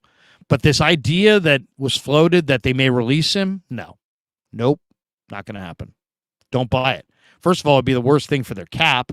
Second of all, why would you release a guy who plays the most difficult, position in the NFL when you've had injuries like this, and he looks as good as he's looked, and he's improving at the rate that he's improving? I mean, would have. Now, what happens if somebody offers you something big time? What if the Commanders come and say, we'll give you Montez Sweat and a second-round pick, and you badly need defensive end help? I think something like that could happen. What if the Raiders came to you and said, we'll give you Michael Mayer and a second-round pick? You get a great tight end like Michael Mayer. I think something like that could happen. So we'll see. There's it's going to be a very interesting few weeks. Greg Escon says, I told Larry that Yannick Ngakoue wanted at least $10 million. Is that what he got? I didn't even see what he got. And then I also said that TDP would be a breakout player this year. Gregus, if you said TDP is a breakout player, Gregus, you need to get your own YouTube channel because you're sharp. I didn't see that greatness in TDP. TDP looks terrific. TDP looks great. The Niners are so loaded at running back. It is amazing. Mason looks good. Mitchell looks good. CMC looks amazing. Mason and Mitchell and TDP. And I mean, you got all kinds of dudes. I mean, they got all. Caitlin Laburn looks really, really good. I don't think, it doesn't look like he's going to have a chance to make this team. He looks good. Ronald Awad has had a couple nice runs. So I don't know. I don't know how it's going to come down. Terradome, what's up, Terradome? He says, at Jim Everett, he says, the great, even if y'all join the Pac-12, you still wouldn't be the best Rams in the conference. That would still be Colorado State. Pac-12. Pac-12's like glorified high school right now. Green Glass Full says Latu is not good. Latu's raw is what he is. He's raw. And I don't know if a raw player is going to be able to make this team. Gregus says Latu reminds him of Jordan Reed. That's so funny you would say that. Braden Willis reminds me of Jordan Reed, but a better blocker. But he's like Jordan Reed. They're very similar size-wise. Jordan Reed was an incredible receiver when he was healthy. I mean, incredible. Better receiver than those guys, for sure. But Braden Willis was also a try-hard blocker.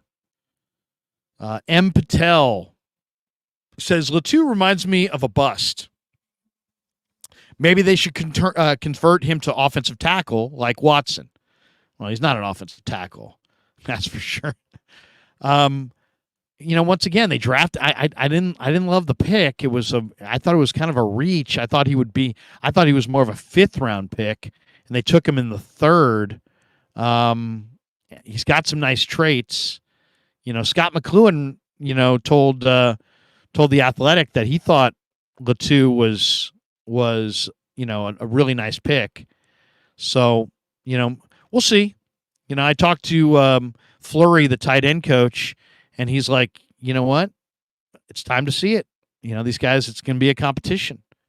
And it's going to be a good competition and an even competition. And, Werner and Charlie Werner's in his prime.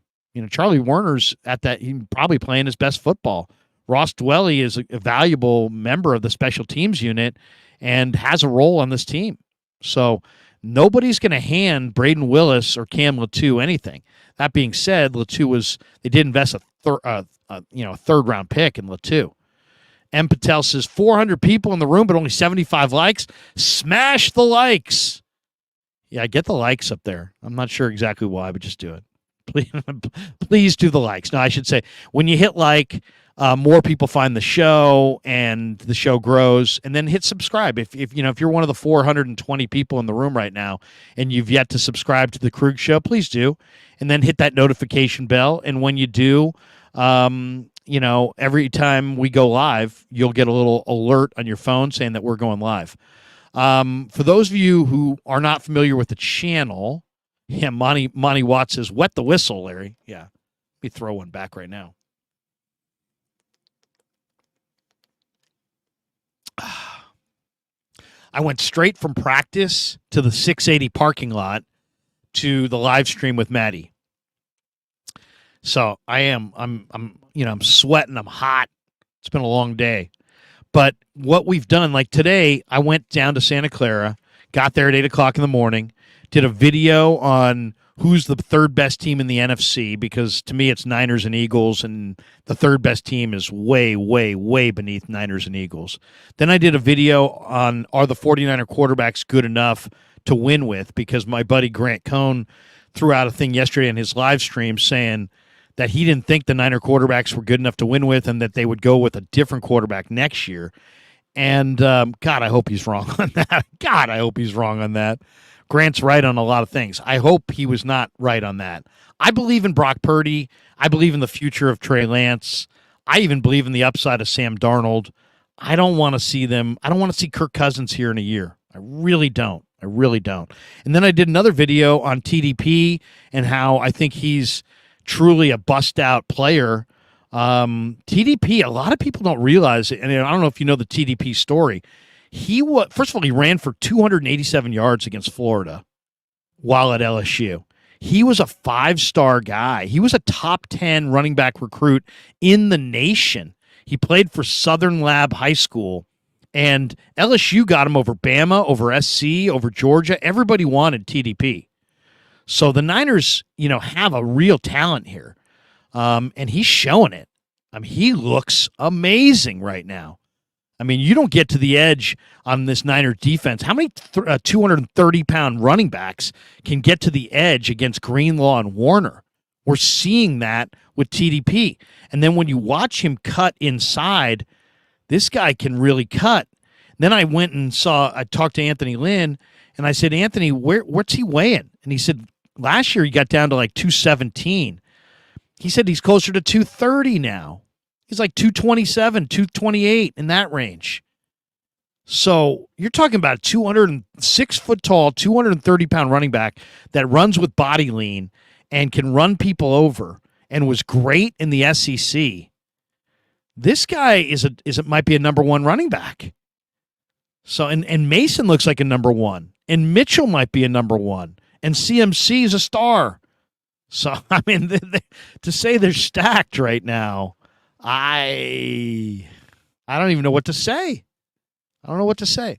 M. Patel. Larry loves sausages and pickles. Thank you.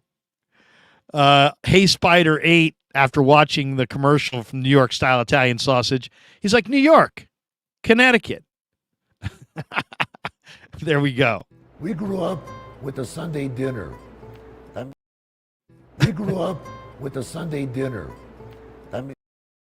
We grew up with a Sunday dinner. Pasquale, but I had to throw that out there a couple times. All right, let's see. Val Ramos says the Cardinals are better than the Rams.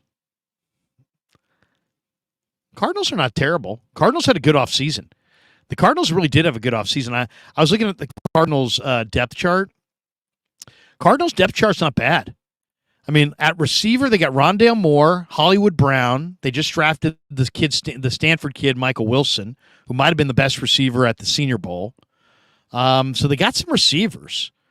And they drafted Paris Johnson to play right tackle. So, I mean, he's a blue chipper. He's fantastic. Kyler's hurt. He's on the PUP. But they also have Clayton Tune. And I really like Clayton Tune from Houston. So, the Cardinals are not terrible. Now, I don't know about defensively.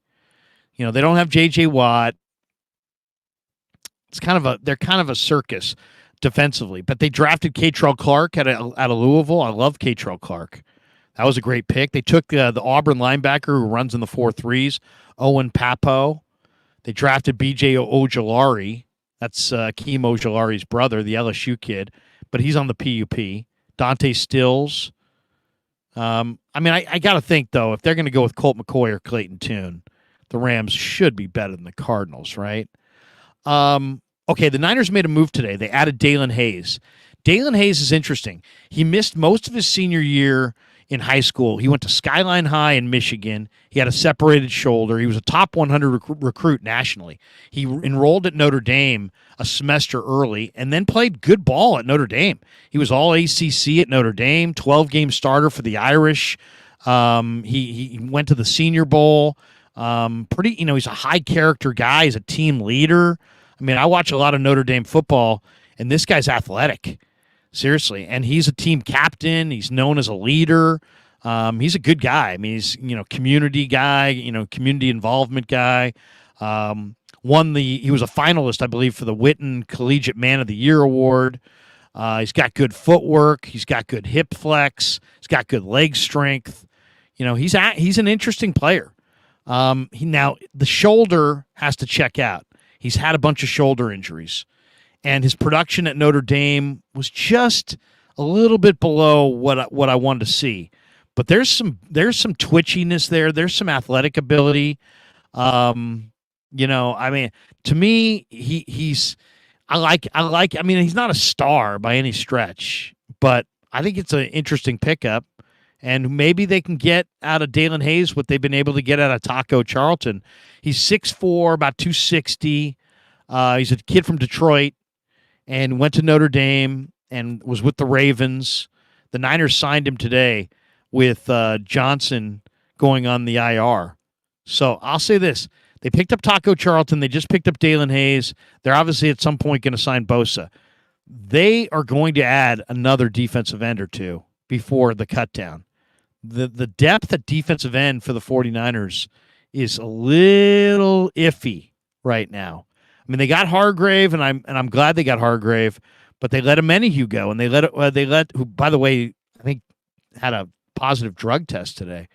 Samson Ebukam they let go though, and they let Jordan Willis go to the Raiders, and so you got Bosa and you got Drake, but who's your third defensive end? Beal hasn't practiced and wasn't even a full-time guy at Georgia.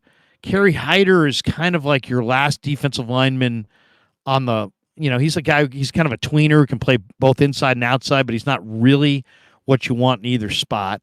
They just put Darryl Johnson on the IR, so his season's done. Austin Bryant was good at Clemson on that loaded line that he was on there, but he's just been okay in the NFL. Cleveland Farrell has got 10 sacks in 4 seasons. I'll tell you the guy who looks pretty good is Alex Barrett. Alex Barrett, Taco Charlton, and Spencer Wagee may factor into the defensive end group, but there's not an Amenahue there. And there's not a Willis there. And there sure as hell is not a Samson Ebukam there. So if you ask me, what's your main concern about the Niners? It's not Brock Purdy. It's not, the quarterback. It's the defensive end depth, because your backup O-linemen sometimes don't play. Your 5 starting O-linemen play the whole game. But on defense, your backup D linemen do play. And I asked Kasarik about it. He's like, I'm not running my number one guys into the ground. So somehow, some way, between now and week 1, the Niners have to find some defensive end backups that they can play in a rotation that can get something done. And that's hard to do. That is really hard to do. Now, there's some good players out there. Jadeveon Clowney, I believe, is out there. Pierre Paul, Houston, Ingram, Melvin Ingram, Justin Houston. Those guys are all out there. Maybe if you sign Bosa, that frees up a little cap room. Maybe you go after a veteran. Maybe you make a trade. I threw out Montez Sweat because I'm a big Montez Sweat fan. Maybe Chase Young. I don't know. But, man, you're in your Super Bowl window, and you can't have no outside pass rush. Mike Monahan says, Larry, you going to Pittsburgh for game 1? No plans to right now unless somebody wants to send me. I would love to go. But if I don't go, I'll watch it on TV and we'll talk about it afterwards. I do think the Niners are going to rout the Steelers in week 1. I said that last night with Vish on our live stream. People are like, what? Look at Mike Tomlin's record in week 1. Look how good the Steelers are at home in week 1. And those numbers should not be laughed at. I think they're like 8-1 at home when week 1 they play at Heinz Field under Tomlin. And they're like 13-2 overall or something like that week 1. Again, under Tomlin, something crazy like that. But here's why I like the Niners to blow the Steelers out. You got Bosa going up against a rookie making his first NFL start. Broderick Jones is a great talent, but this is his first NFL start. And now you got Nick Bosa on the other side. And then I just don't think the Steelers with Kenny Pickett against the number 1 defense are going to be able to come from behind. Now, if the Steelers get a lead, but I don't think Najee is going to be able to run it with success against the Niners. Najee's not the kind of back that bothers the Niners. I don't believe that it's going to be the Najee Harris show all day in week 1. Now, the Niners are going to have to show they can block TJ Watt, right? That's going to be a big part of it, and Alex Highsmith. So, Trent and McKivitz are going to be tested. But the other reason I like the Niners is look how good Debo and Ayuk, look how good the Niner receivers are. And look at the Steelers. They got Joey Porter Jr., who's a great talent, second-round pick out of Penn State, first career start. Okay, welcome to the NFL, kid. Go defend Brandon Ayuk. It's not going to work out well. And then the Steelers' other corners, Levi Wallace, he's going to guard Debo. And you got old man Patrick Peterson, who's 35. at this point as your nickel. The Steelers don't have the corners to be able to defend these Niner receivers. I think the Niners are going to rout the Steelers in week 1. We'll see. We'll see. Mike Monahan says, the Pasty Shack crushes Pig in a Pickle. Pasty Shack on J Street in Sacktown? I love my Pasty Shack. Takes me back to my Sac State days. Love the Pasty Shack. But it's not, they don't even do barbecue there. Dab O says Laburn makes it. We'll see. I don't know how. Somebody's going to have to, he's not making it over the guys they got right now. But I will say this, watch Laburn. He's going to do his thing. Cosmo says, Waggy, let's go. Let's go. He says, isn't it Waggy? No, it's Waggy. Spencer Waggy. I thought it was Waggy, but it's not. It's Waggy. At least according to the Niner PR guys. Waggy. Not Waggy. Waggy. Dabo says, has Waggy moved inside? They want him inside. He's like 290 pounds. I'll tell you, too, watching this guy play, I mean, everything that I thought he was, he is. I mean, he is really, really, he's got a motor, he's tough, good hand placement, quick get off. He's not a pass rusher inside. But I mean, this guy's really good as a run defender. I could see the Niners. I know this sounds crazy, but I could see the Niners using Waggy on first and second down at defensive end, and maybe bringing Drake onto the field on third downs. They're going to need some reps from their other DNs, and I could see Waggy opposite Bosa on first and second down in the base. I know that's crazy because the kid was an undrafted free agent, but there's a lot to like there. He's very dependable. David Velez. Did I already get that? Oh, yeah, we already got that one. Let me get down on the chat here. Teasy said, come on, we need to see Larry the Lobster. I can't get too red. I don't want to get too burned. Blunted Buffalo says Krug puts the lotion on its skin. Or are you saying maybe Krug put the lotion on? No, I know. Randall says Larry was right about Purdy. I'll be right about DTR. How good did DTR look last night? I didn't even watch all of it. I taped the Hall of Fame game. I'm going to watch some of it tonight. No Giants baseball tonight on a Friday night in August? What kind of whack schedule is baseball doing right now? I don't get Giants baseball on a Friday night. Val Ramos says, Trey Lance is still young. Give him a couple of years. Yeah, it's going to take some time. But don't quit. Don't just say, oh, you know what? We drafted this kid, and just because he's not ready on the timeline that's ideal for us, we're just going to part ways. Do not. Stay the course. There's a good vibe in their room. The quarterbacks all get along. I know they're tempted to move on because they want to commit to Brock. We got this one. SF Hood?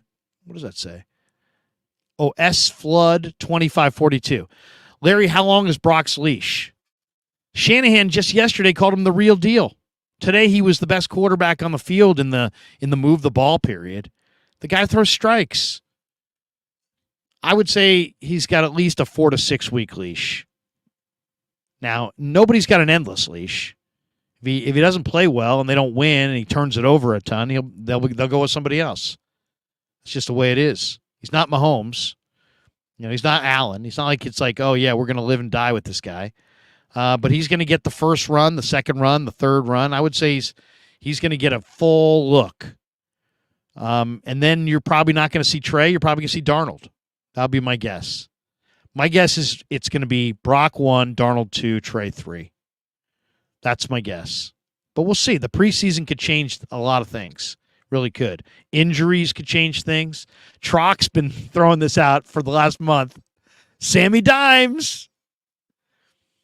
I asked Darnold today I said, what's it like playing quarterback in camp as opposed to in the game? In camp, you're not going to get hit.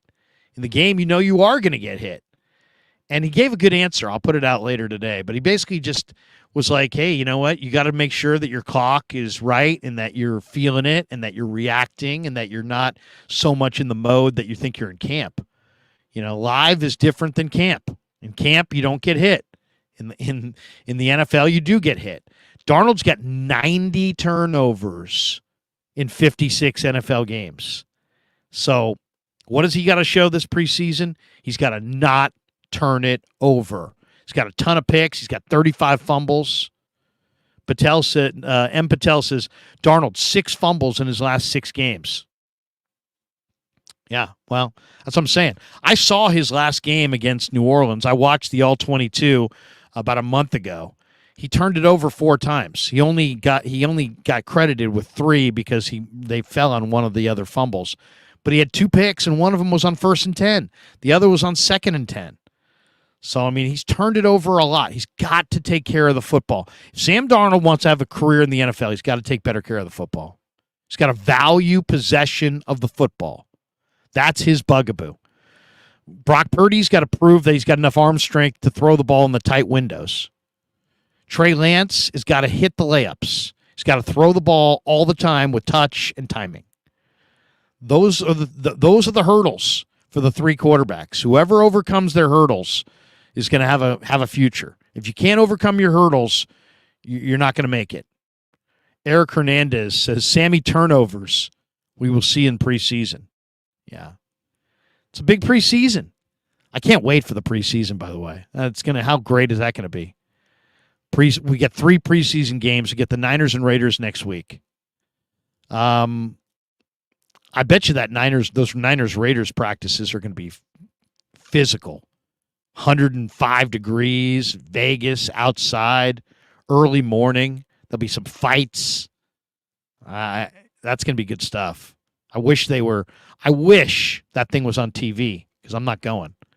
MF says Larry's grinding. By the way, Jack Hammer's going to join us the first night from after the first practices, and I believe Dave Lombardi's going to join us on the channel for, I think, the second night. So we will have live reports each and every night from camp, but I'll just be asking questions instead of telling you what I saw because I'm not going to Vegas. But we'll definitely have Hammer there. We'll definitely get Dave there. We'll definitely cover the thing start to finish. Super chat from 4T9R Fan LA. That really rolls off the tongue. 49er Fan LA. Oh, I got it. All right. Says Krug, I know you like to barbecue. Costco has these large garlic marinated chicken legs mid-grilling. It's fire mid-grilling. I paint some with the barbecue sauce and teriyaki. Some I leave as is. It's like $18 for 30 pieces. Thank me later. I like that. I'll be like Kirk Cousins. You like that? You like that? You like those Costco chicken legs? 49er Fan LA, I'm doing it. I've stared at those and I thought, do I want to go seasoned? Do I want it? Because I like to season my own. But it is a good deal. It is a very, very good deal. Gregus says, Larry, are the Eagles linebackers their weak spot? The Eagles lost both coordinators. The Eagles lost Javon Hargrave. Let's see what Jalen Carter is.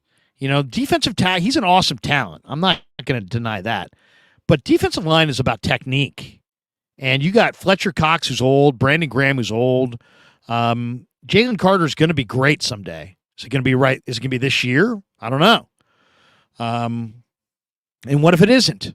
Is Milton Williams good enough? Is Jordan Davis good enough? I think the Eagles step back. Nicholas Morrow, Nakobe Dean, Hassan Reddick. We know Reddick's a tremendous edge rusher. Dean, I loved at Georgia, but I'm not sure what he's going to be in the NFL. Doesn't have the best body for the game. Morrow was with the Raiders, with the Bears. He's fast. He's a runaround guy. Their linebackers are small, and they depend on their D-line to keep their linebackers, the bodies off their backers. I think the Eagles are going to regress in the secondary. Slay's old. Bradbury's kind of old. I love Sidney Brown, the kid for the safety from Illinois. That was a phenomenal pick. Sidney Brown's great. Seriously great. But, age in the secondary, Slay's old, Bradbury's old. They're a little old and a little young. You know what I mean? I mean, we talked about this with the Golden State Warriors. You got to have guys in your prime. Then you look at their line. They got a rookie at right guard and Tyler Steen. How's he going to play? Lane Johnson's old. Kelsey's really old. So they played a lot last year. They lost Miles Sanders.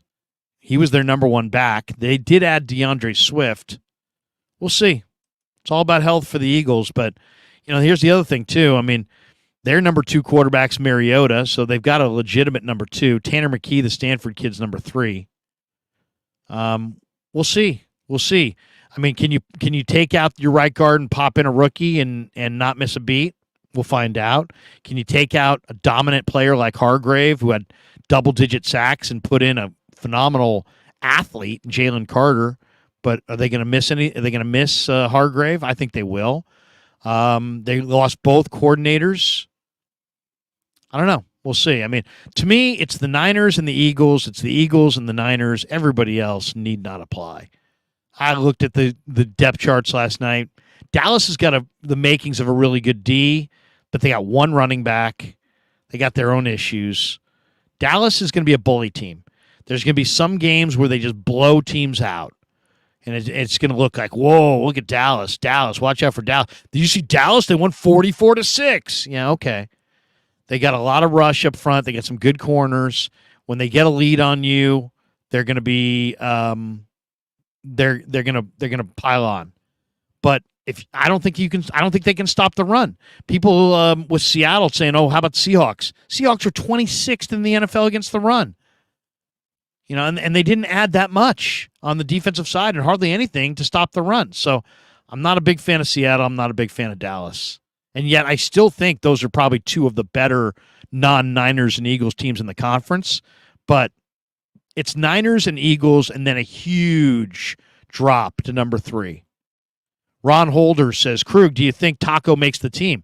Based on what I've seen, hell yes.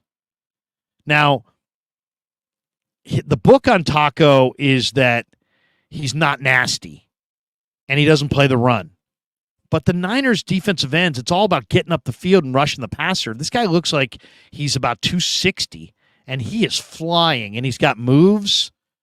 Based on what I've seen, Taco makes the team. We'll see, though. He's got to do it in the preseason. He's got to stay healthy. He's been on a lot of teams, man. That's the one thing about it. I'm always, it's like you meet a girl in a bar. She's beautiful. She seems smart. You love her. You think, oh, my God, she's beautiful. She's smart. She's friendly. She's kind. She's everything. And then, by the way, she's like, oh, did I tell you I've been married 5 times? And you're like, oh, I don't know about that. It's the same kind of thing in pro sports. This guy looks awesome. He's been on the 5 teams. So, teams are dying to get rid of him. So he's made a good first impression. Let's see where it goes. Let's see where it goes from there. Val Ramos says 49ers are smashing the Steelers. I agree. I think a lot of people are like, oh, no, the Steelers. Oh, no. 34-14 Niners. Watch. Mike Kenny. Hey, Mike. Says Krug knows matchups. I think Pittsburgh is improved, but will not be enough for the 49ers. Thank you, Mike. Appreciate you. Oh, here we go. This is kind of interesting. I'm a multi-sport guy. Akshay says, in other sports news, the Warriors are going to work out Harry Giles, former King. Once upon a time, they compared Harry Giles to Chris Webber. He's talented. He is super talented. Super talented. Ty Voss says it's wedgie or wagey. I'm literally walked up to a 49er media relations person and said, is it Wagey or Wagey? And I was told Wagey. So Tyvo, I'm not sure if I would agree with you there.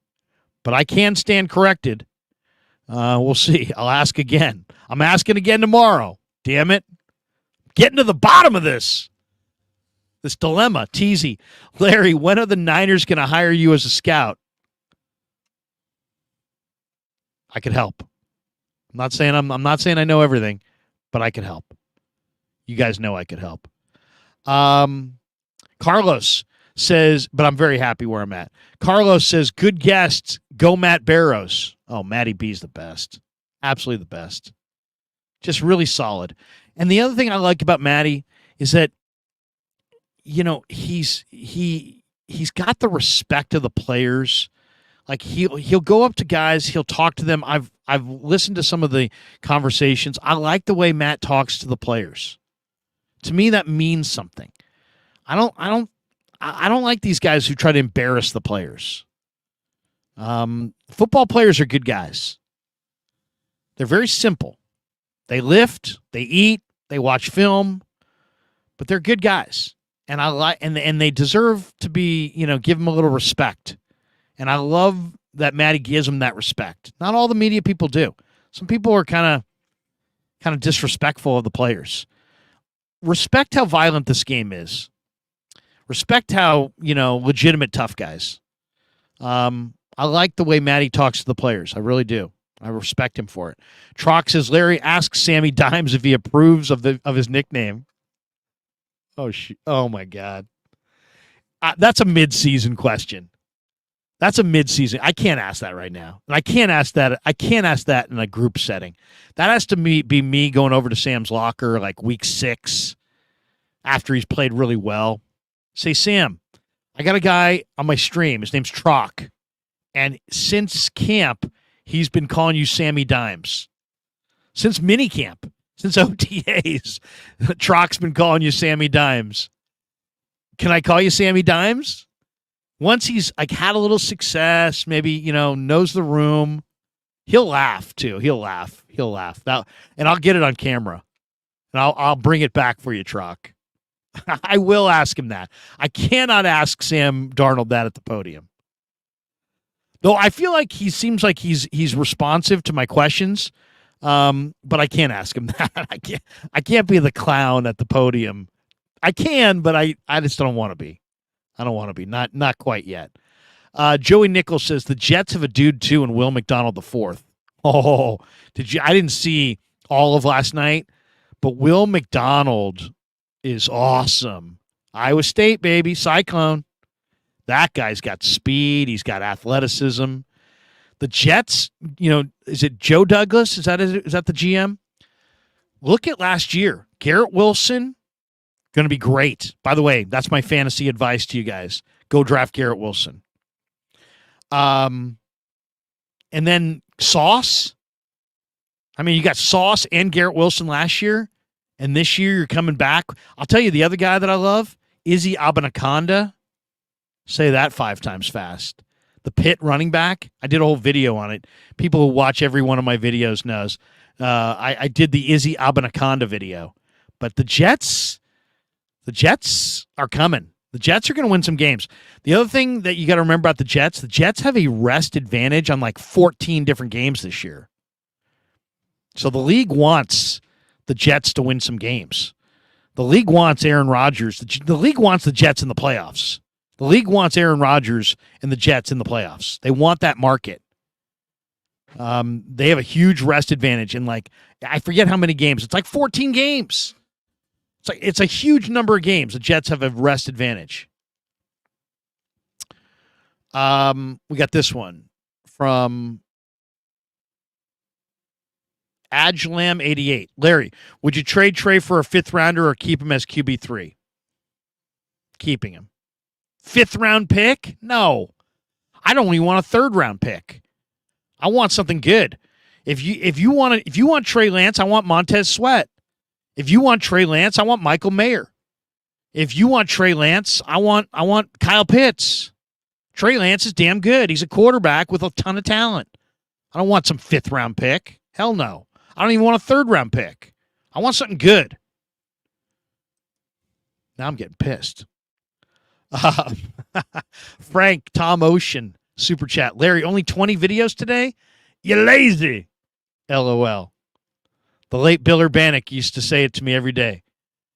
I said, Bill, when I worked for the Sacramento Gold Miners, he said, are you a hard worker? I said, yeah, I'm a hard worker. He goes, okay, for the first week, you get here whatever time you want, you leave whatever time you want. I said, okay. I would get in at like 6 o'clock in the morning, 7. I think it was 7, actually. I was getting there at 7 o'clock in the morning, and I was going home at like 9 o'clock at night. I was putting in like 14-hour days. And then he said to me at the end of the week, he's like, enough of that crap. And I said, what do you mean? I've been working 14-hour days for your ass. And he goes, you know what? He goes, I love you, boy, but you're fucking lazy. I said, I'm working 14 hours a day. And that's when I realized how hard football coaches work. And he said, I'll pick you up at your college apartment. It was actually a house. A bunch of us lived there in Sacramento. He said, I'll pick you up and I'll drop you off. How about that? I'll give you a ride to camp every day. I said, okay, what time are you going to be here? Yeah, I'll be there tomorrow at 4:45. I'm like, all right, 4:45 to what? He goes, 4:45. I'm like, 4:45? You're going to pick me up at 4:45 in the morning? He's like, you better be on the curb, boy. So I'm like, all right. So I'm on the curb. I figured he'd drop me off 9 o'clock, 10 o'clock, 1 a.m. 1 a.m. he's dropping me off. And as I'm opening the door, I'm like, he's like, I'll see you tomorrow morning at 4:45. And then he rolled down the window. He said, I love you, boy. And I said, thanks, coach. I love you too. And he goes, but you're fucking lazy. And so I told that story, and it stuck for some reason. And now we're coming up with I love you, boy, but you're fucking lazy t-shirts. We're going to sell those on the channel. You can go to the store, by the way, and buy merch. Krueg Show merch. Please do. And for everybody who buys merch, I cut a video. So I cut a couple videos the other day. My kid tells me, hey, Bob ordered a t-shirt. And then we do a video. Hey, Bob, how you doing, man? Thanks for supporting the channel. So anybody who buys any merch, I'll cut an individual video thanking you for ordering Krueg Show merch. But we're coming up with, I love you, boy, but you're fucking lazy. That t-shirt's coming. I'm gonna wear it on the show all the time. G-Code Travels Vlog, POV. Doval trusted in postseason 2021 versus the Dodgers. He blew it. He was a baby. Yes, you trust him. He's one of the best closers in the game. For you Niner fans, that's Giants baseball that we're talking about, by the way. Val Ramos. Who's better, Darnold or Mariota? Well, Mariota's faster, but Darnold throws the ball better. I'll say this. Hey, anybody who watched the Niners and the Falcons last year, Mariota completed 84% of his passes in that game. He was incredible. In some ways, I hope Trey Lance can become what Mariota was in that game. Just the kind of guy that can convert on 3rd downs, convert on 4th downs as a runner, as a thrower, and can complete a super high percentage. That's, in some ways, what I would love to see Trey emerge as. Val Ramos says, smash the like button, fellas. How many likes do we have? I've judged myself based on likes. MF says, Larry, I heard Ned on with Tolbert this week. He told the Manny Ramirez story. Good. Love both those guys. Love Tommy T. Love Ned. Terradome says, respect the level. Love Terradome. Terradome's the man. Trox says, yes, you the man. Laughing my ass off. Sammy Dimes. Give it a few weeks. It's going to take a few weeks. I can't do it right now. I'll get there. Here we go. DC says, there you go, Larry. I'd rather trade Sam for a fifth of Tito's. Is Tito's that good? I got Haberman and Middlecoff are coming on next week, and they're sponsored by Tito's. Is Tito's that good? I've always been either a Stoli man myself. I like Stoli. Sometimes when I'm in the casinos, I'll be like Stoli Greyhound. I like to have a Greyhound, especially if I'm in the morning, if I'm watching football. I'm in like the sports book. I'll say I don't like screwdrivers. I don't want OJ, but I like grapefruit juice in like a nice place. So I'll go Stoli Greyhound, and that's not a bad one. I like Stoli. I like Grey Goose. I like Absolute. But is Tito's? How's Tito's? How does Tito's stand up to those guys? I gotta check it out. John V says, John the Fifth, Larry, that small segment needs to be clipped. Just that part is worth its weight in gold bar whiskey. Yes. TZ says 14-hour days sounds lazy to me. Yeah.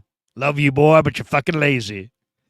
And then, I was walking into my college apartment, and all these degenerates are sitting there taking 6-foot bong hits and tapping off the keg and chasing co-eds and be Krug, where you been, man?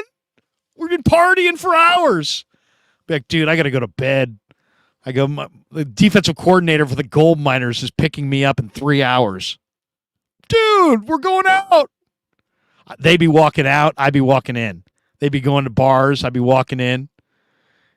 I seriously, one of my roommates at the time, he's like, man, what happened to you? You used to be somebody. I'm like, what?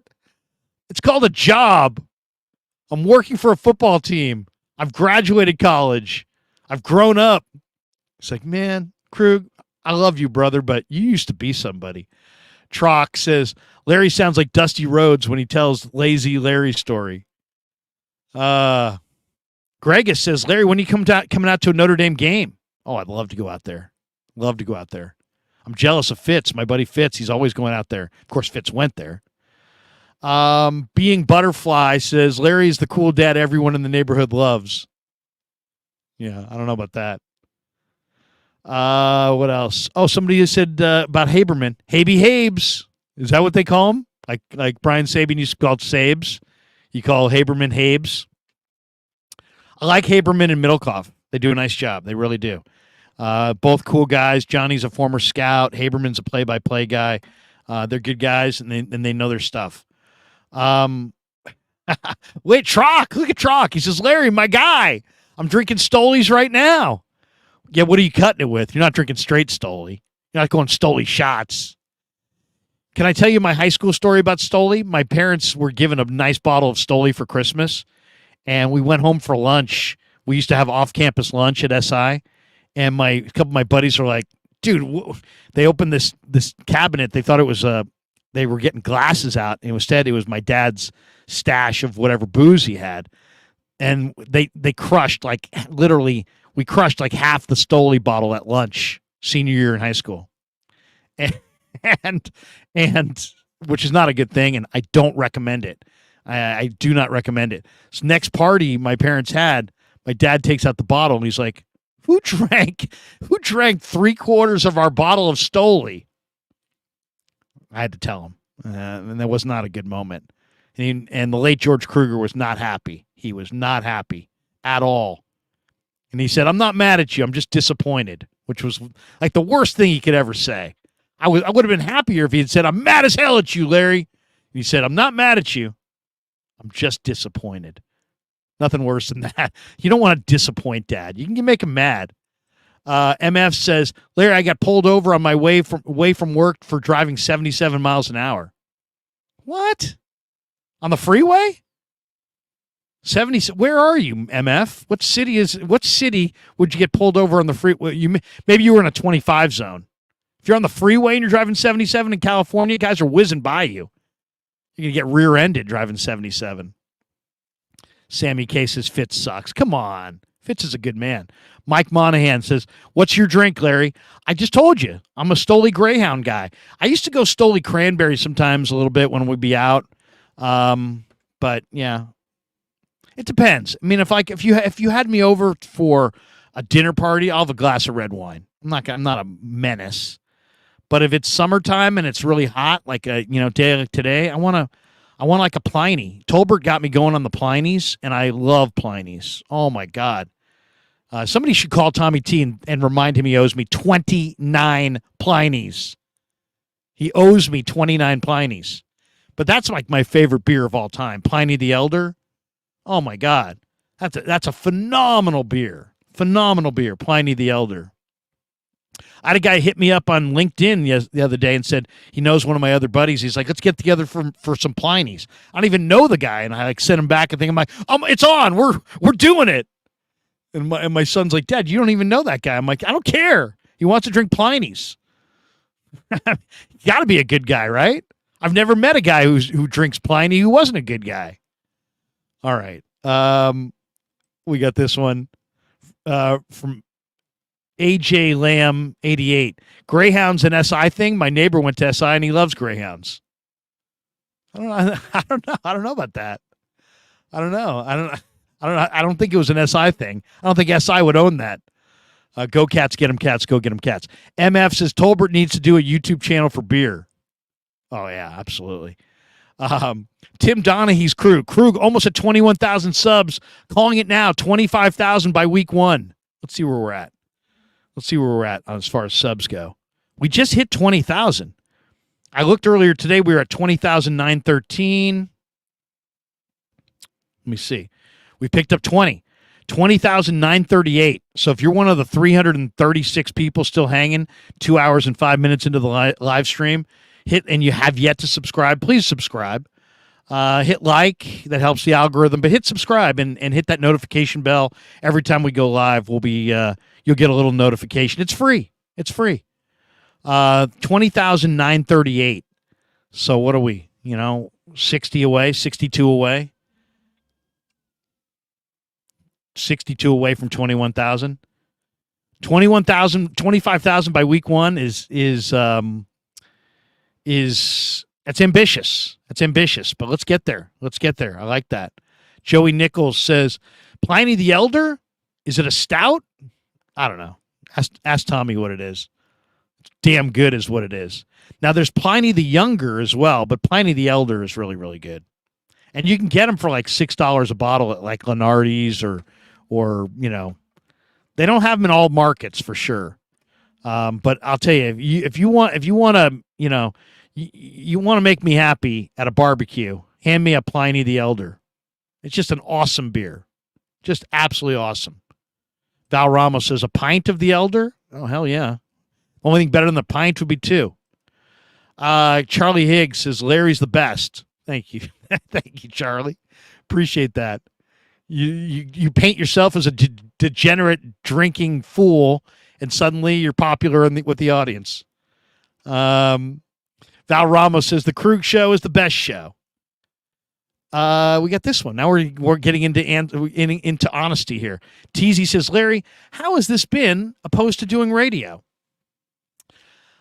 You know what? I'm a lifelong radio guy, man. I did radio from 95. I mean, I was still scouting with the Cardinals and I was doing radio at Sports Byline. I came to KMBR in 97. Radio's awesome, but there's so much more to play with in this visual format. I mean, I can share the screen. I can have guests. You guys can see everybody. It's just, there's more here. People, you can go on whenever you want. Like I've got a kid who plays varsity baseball, and I'm a season ticket holder. I haven't missed one game. So like when I was on the radio, it's like I gotta do the show when the show's on. And then that means you miss stuff. Like I don't have to miss anything. I can go watch Northgate baseball every day of the week and never miss my kids' games. And then when you're a family guy like I am, I got 4 kids. I don't want to miss that stuff. You know what I mean? I'm tired of missing that stuff. I mean, it's not like radio hours are tough. Radio hours are really lean compared to scouts and football coaches. I mean, these football coaches like Kyle and these guys, they're grinding, man. They're still there, and they're going to be there for about another 3 hours, 4 hours, some of them. They're going to be back there at 5 o'clock in the morning, and they're doing it all year. And they're doing it after the year's over, and they're prepping for the draft. I mean, it's an all-in deal, which is why when you ask asinine questions, you should be slapped down. Because most people who are doing this, we're looking at the film, even if we're watching the All-22, even if you were grinding and watching these games 3 times, who the fuck cares? These guys are watching it all day, every day, and they know 10 times more about it.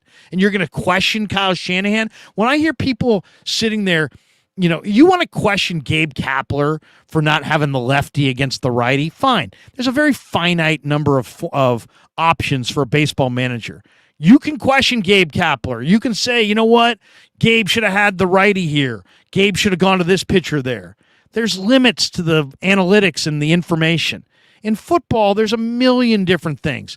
And people that get really into questioning, well, in that play, they should have done this, and that whole thing with Croft in the playoffs, it's like, do you realize how much the actual football coaches and scouts and football people are laughing at your ass?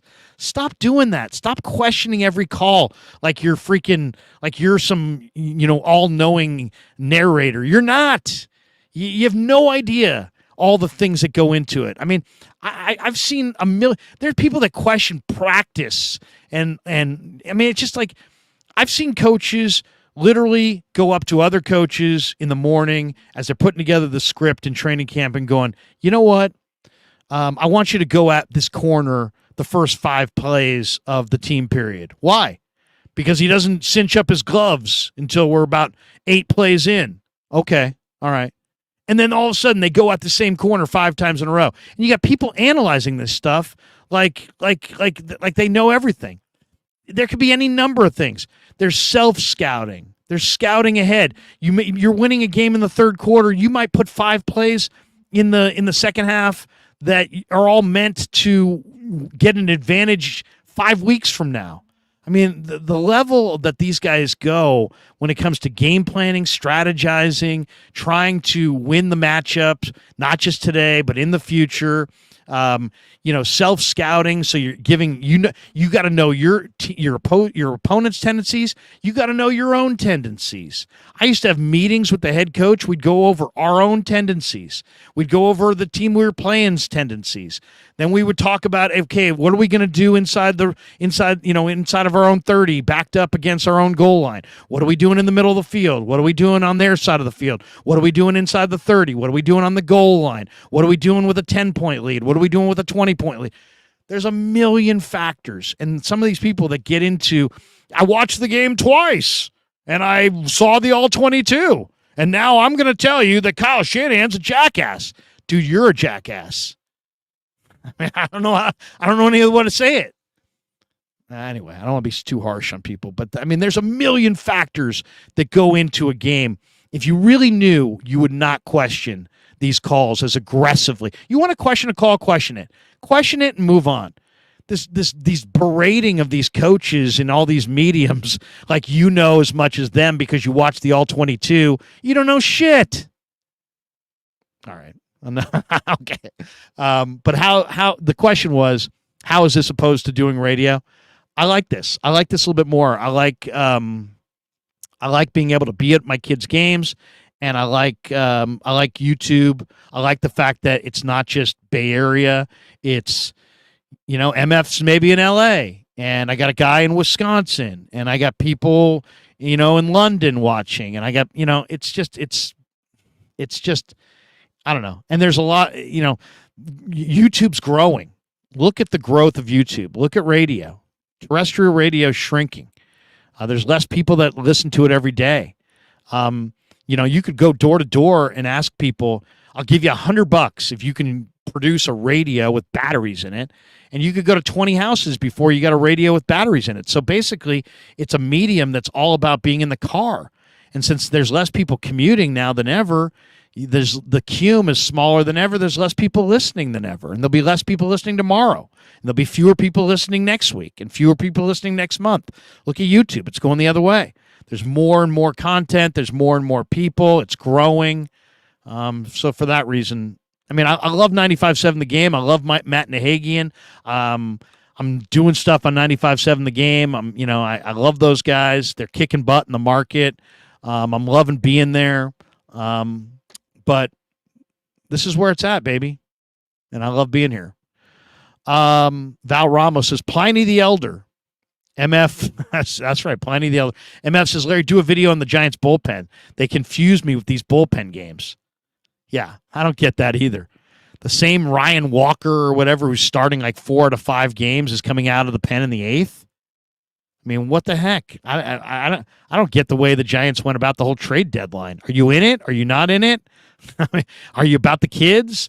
You didn't make any trades, and the next day you're like, I wanted to sit there and go, well, they're all about the kids, and then they sent Marco Luciano down.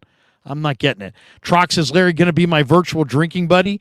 Alvarado Brew, Mai Tai is legit. Okay. Also, I'm good friends with Firestone Walker. Also, Blind Pig from Russian River is delicious. Same guys that do Pliny. I've had Blind Pig. Blind Pig is really, really good. Tolbert got me into some of these microbrews. Faction. There's a bunch of them. There's a bunch of these great microbrews. We're in a great region of the country for microbrews, for sure. And, I'll never drink a domestic beer again. Half Dead said, what's up, Larry? What's going on? What's up, Half Dead? Good to see you're only half dead. 49er Empire. Larry is a true jackhammer, beat Sourdough Jack at one-on-one at the scramble drill, but got flagged for unsportsmanlike conduct. That is good. That is good. Danker. I'd love for you to have Bob Sarlon on sometime for a few. He's the best and deserves some flowers. Go Cats, get him Cats. Go get him Cats. I love Bob Sarlot. Class of 63, I believe. Former PA at the Niner games. Bob Sarlot's the man. Love that guy. Danker says, preach, Larry. All right. Bomber T says, Larry's the freaking man. Thank you. Val Ramos, here's one I'll endorse. Kapler is a weird dude. Yes, he is. There's no doubt about that. You can say he's smart. You can say he's competent. You can say he's capable. He's a weird guy. DC, Larry, who's one 49er player you've seen in camp that is flying under the radar? Just one? I mean, come on, man. This is me. I can do this all day and all night. I mean, Spencer Wagee, Deshaun Jameson. Let me dig deep, maybe even deeper than that for you. I kind of like what I'm seeing from Leroy Watson as far as a tackle. I mean, he's looking nice. Taylor Hawkins is a pretty good player. He made a couple plays today. The former San Diego State corner who's playing strong safety. He's good. You know what? The Niners have so many guys that I talk about all the time that I think I've taken all the under the radar guys and I've put them over the radar. Being Butterfly is probably reacting. I'm a minute or two late on the chat. He said, tell him, Larry. Larry's spitting facts. Yeah. I mean, Bear says, yeah, that's why Kyle's always irritated during the pressers, LOL. He's like, damn, here we go again. It really has to suck. Yeah, Kyle's laughing at all these people. I mean, seriously, he's laughing at these people who are asking these deep football questions and trying to question him. I'm not saying he's always right. He's wrong.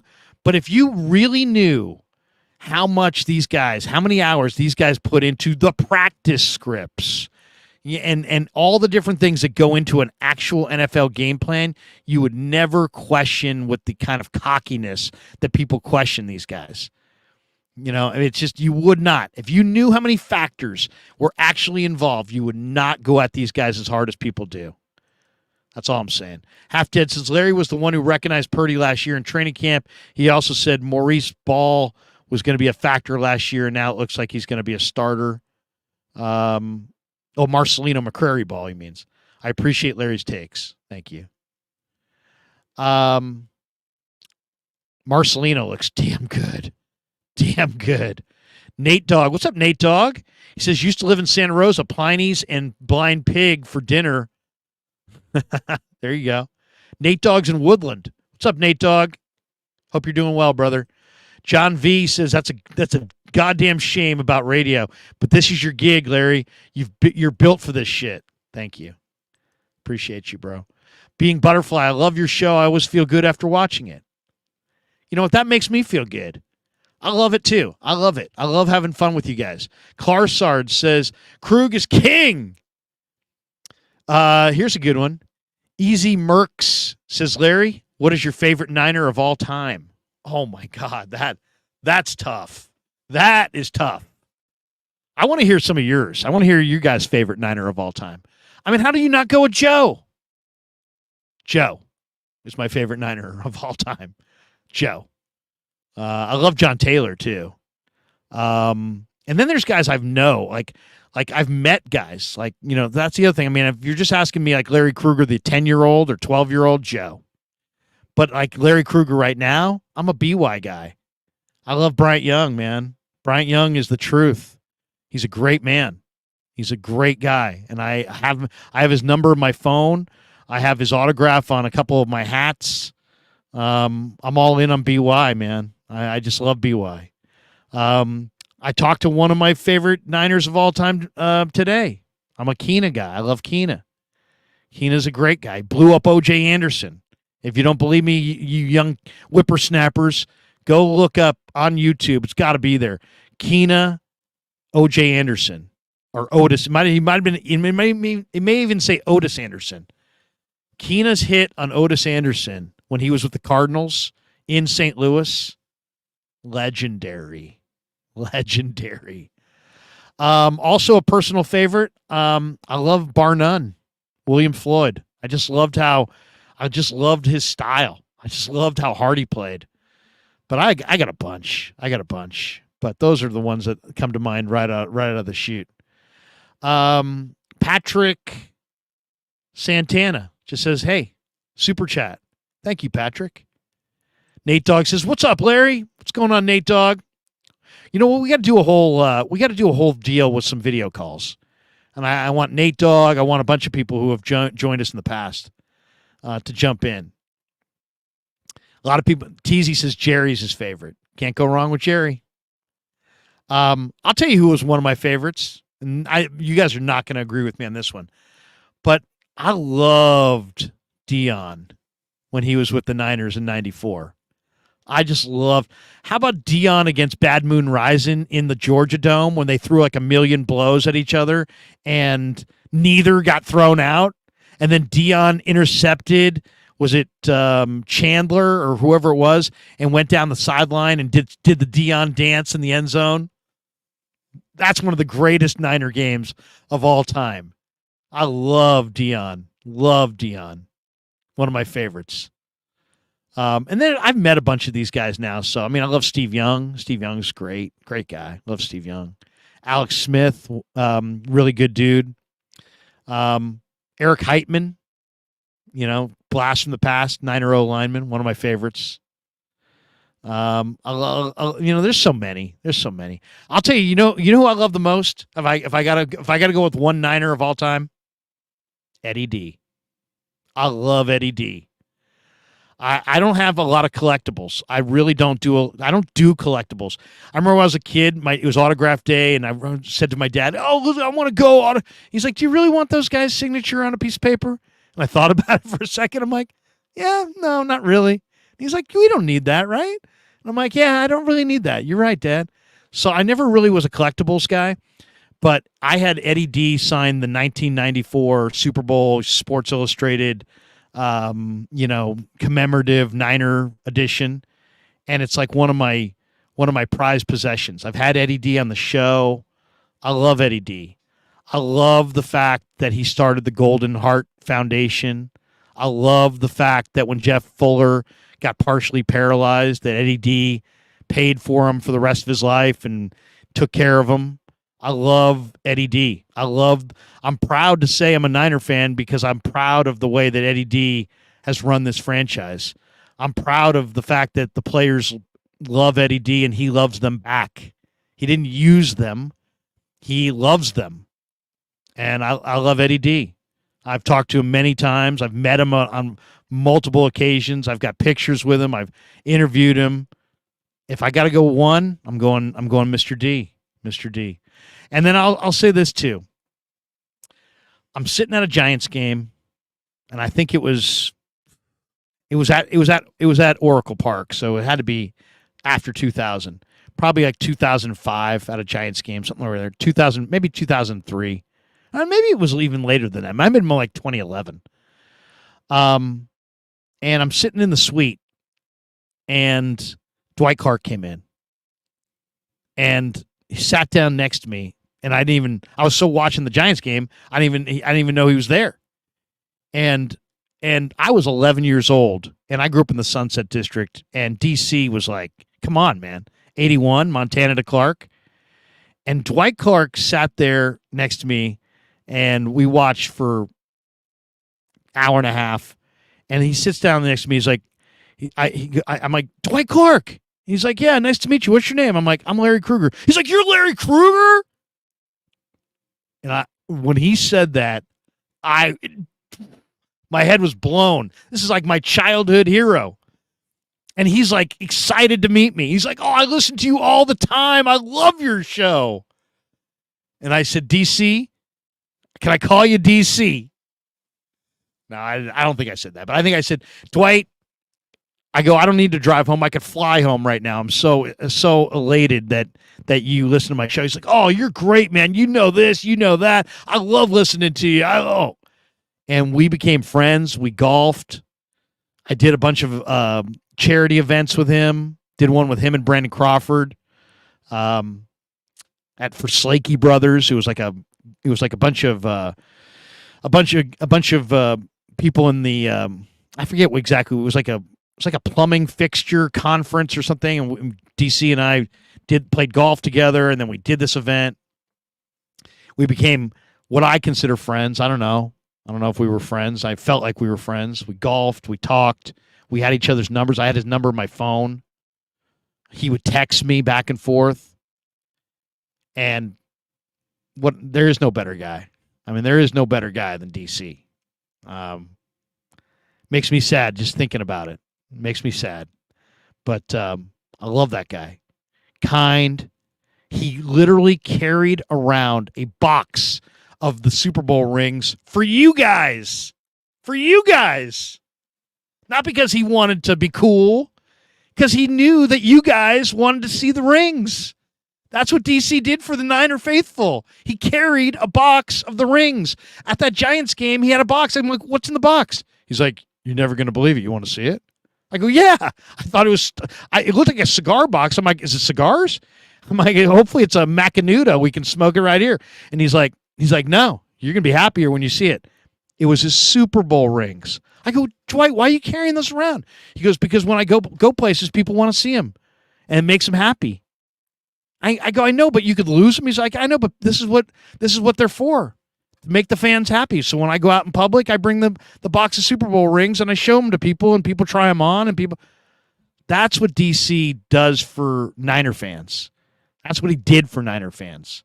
He carried the box of Super Bowl rings around. There was no finer person than Dwight Clark. So probably should end the stream right there. I don't want to get emotional about it, but I love GC. Loved him. Guy was incredibly cool. So easy to talk to. So cool. So cool. And he always made people comfortable, tell stories. I mean, I saw him design the play, literally write it out, the way a football coach would. I've seen him do it on a piece of paper for people at a party. Golfer, fun guy, stories, talk about Joe, talk about Eddie D. But when he told me that he listened to my show and then he's like quoting it. He's like, last week you had that guy and you ran that guy off and you told that guy to get lost and you told the guy call back at the same time next year. That was great shit, Krug. Floored me. I was just like, this is my childhood hero who's telling me that he was listening to my radio show. Unbelievable dude. Gone way, way, way, way too soon. Patrick Santana. Jake Moody's a net positive, neutral, or neutral, negative. Oh, Jake Moody's got a monster leg. But he's got to kick him through the goalpost. That's the real thing. Nobody's going to sit there and say, look how far that thing, it was wide right, but look how far it went. And nobody's going to say that. So he better make him, especially since they had Robbie Gould and he never missed in the playoffs. But anyway, Daniel Shabazz says, you're built for this shit, Larry. Thank you. Glenn Human says, Hacksaw Reynolds. Hacksaw Reynolds supposedly slept in his uni. Oh, man. We got this one from Max Thunder. He says, my favorite are Steve Young and Frank Gore. Frank Gore is the man. Frank Gore, one of my favorite radio segments was when I told Gary Radnich that that me and him are we're not like 1/100th as good a person as Frank Gore. He's like, what? Come on, stop it, come on. I'm like, Gary, this guy doesn't even wear knee pads. This guy had tore both ACLs before he played it down in the NFL, and the guy just keeps running hard. He doesn't even wear knee pads. I go, he's twice the man that I am. He's 3 times the man that you and I are. And stop it, please stop it. He used to just love that. Gary used to make me say that to people. He's like, yeah, you with your Frank Gore's 3 times the man that we are. No, Gary, he's 10 times the man that we are. Frank Gore. Come on, man. Frank Gore tore both his ACLs before he ever played in the NFL. Frank Gore. Unbelievable. Now he's a Niner. Now he's in the front office. Way to go, Niners. Cosmo says, besides Joe, Rice, Steve, he's like Ricky Waters. They missed him after he left. Dennis Brown is a great guy. Love Dennis Brown. Me and John Lund did the post game with Dennis Brown on KMBR the last few years before I was let go there, and we were at the place in right there in Orinda, Fourth Bore Tap Room, and one night he brought Ricky Waters, and I love Ricky Waters, man. Ricky Waters is so cool. Ricky Waters is such a cool guy, just super easygoing, super. Ricky Waters is just a tremendous guy, just a very easygoing guy, and just a really cool guy to talk to. So that was like my favorite part about doing the Niner pregame on KMBR was the honorary captain. They'd bring the honorary captains in, and we would get to meet them and their families. And so many ex-Niners are just, some of my favorite guys. John Taylor, John Taylor's amazing. Super cool. Jesse Sapolu. Love Jesse Sapolu. Tremendous guy. Tim Donaghy's crew says, Larry, you got to do a call-in show. Yeah, we will. We'll do a call-in show. We got to do a call-in show. Well, maybe I'll figure it out. We'll get a regular schedule. We'll do a call-in show once the season starts. 420 Savage says, Ricky Waters was so fun to watch in 94. Oh, I know. How great. I told Shanahan, I'm like, I'd love to see that play with Ayuk and McCaffrey taking the place of Jerry and Waters. And it's the play where Jerry runs through the zone, drags the safety with him. That could be Ayuk. And then then McCaffrey like follows him out of the backfield. You line McCaffrey up in the backfield, and he just follows Ayuk. In this case, Waters followed Jerry. Young hit him for that touchdown in the Super Bowl. It was a Mike Shanahan designed play. I'd love to see the Niners do that. I mean, seriously, if you got a receiver that's big time like Jerry, and the Niners do, and Ayuk, you just drag that safety right through the middle. He's going to go with the deep. He's going to go with the receiver on the deep ball every single time, and you throw McCaffrey on a little crosser coming out of the backfield, wide freaking open. And Shanahan even gave me a look like, you know what? You're right. I'm going to call that play. I would love to see that. I would absolutely love to see that play. Love to see it. Mark Pfeiffer says 87 DC. Yeah, DC. All right, that's gonna do it. That's gonna do it for us. I gotta go have some dinner. John V says, Larry, I'm from Youngstown, Ohio area, just minutes away from the DeBartolo headquarters. Oh, Eddie D. Come on, Eddie D. I wish every team in the NFL would take care of their players the way that Eddie D and the Niners take care of theirs. The whole purpose of the Golden Heart Foundation is not a handout, but a hand up. And I think it's, if you say, are you proud to be a Niner fan? I am proud to be a Niner fan because of the Golden Heart Foundation, because the Niners because of the Golden Heart Fund, I should say. They take care of guys. You played for the Niners, they take care of you. I'm not saying that they're just giving money out left and right, but if you've fallen on hard times, they're taking care of you. That makes me feel better about the 49ers. I like that, because so many football players, they leave the game, their body's broken, their head's broken sometimes, and you're going to try to find a second career. Some guys like Harris Barton and Brent Jones, some of these guys, Steve Young, these guys are capable and can go out there and make millions. But there's other guys who don't have the same capability, and they don't have the same maybe they don't have the same situation. They're broken. They didn't make as much money. Their mind is not what it was when they were in their 20s, and they need some help. And God knows the NFL should be taking care of these guys. Why? Because the NFL is probably the healthiest industry in America. I mean, you're talking about a league that is worth $20 billion, and it grows by the billions every year. When you have a $20 billion growing industry as healthy as the NFL, you got to be able to take care of the players. You got to be able to take care of the guys who are the reason that people go, and the league doesn't. And there's a lot of guys that fall on hard times. And the Niners recognized this. Eddie recognized this. He spoke up at the Hall of Fame and said, you know what, we got to do something about this. And the guys stood up and they started clapping. It was like the greatest moment in the history of the Hall of Fame. Go watch that speech again on YouTube. It's awesome. And instead of just sitting there going, oh, well, it's a rough world, he did something about it. How many people just say, they bemoan something and then move on? Not Eddie. He said, you know what, we should take care of the players. And then he stood up and he freaking did it. I mean, that's awesome. And it makes me proud to be a 49er, to be associated with the 49ers in any way. Bear says, I bet you, Larry, you were born with a microphone on your side. LOL. I do know this. My mother used to tell me that when I was a little kid, I used to sit there and play with baseball cards and pretend I was announcing games. I don't even remember doing it. She said I was like 5 or 6 and I would sit there and announce the game. It used to make me laugh. Ron Douglas says, Larry, who was your favorite 49er journalist when you were a kid?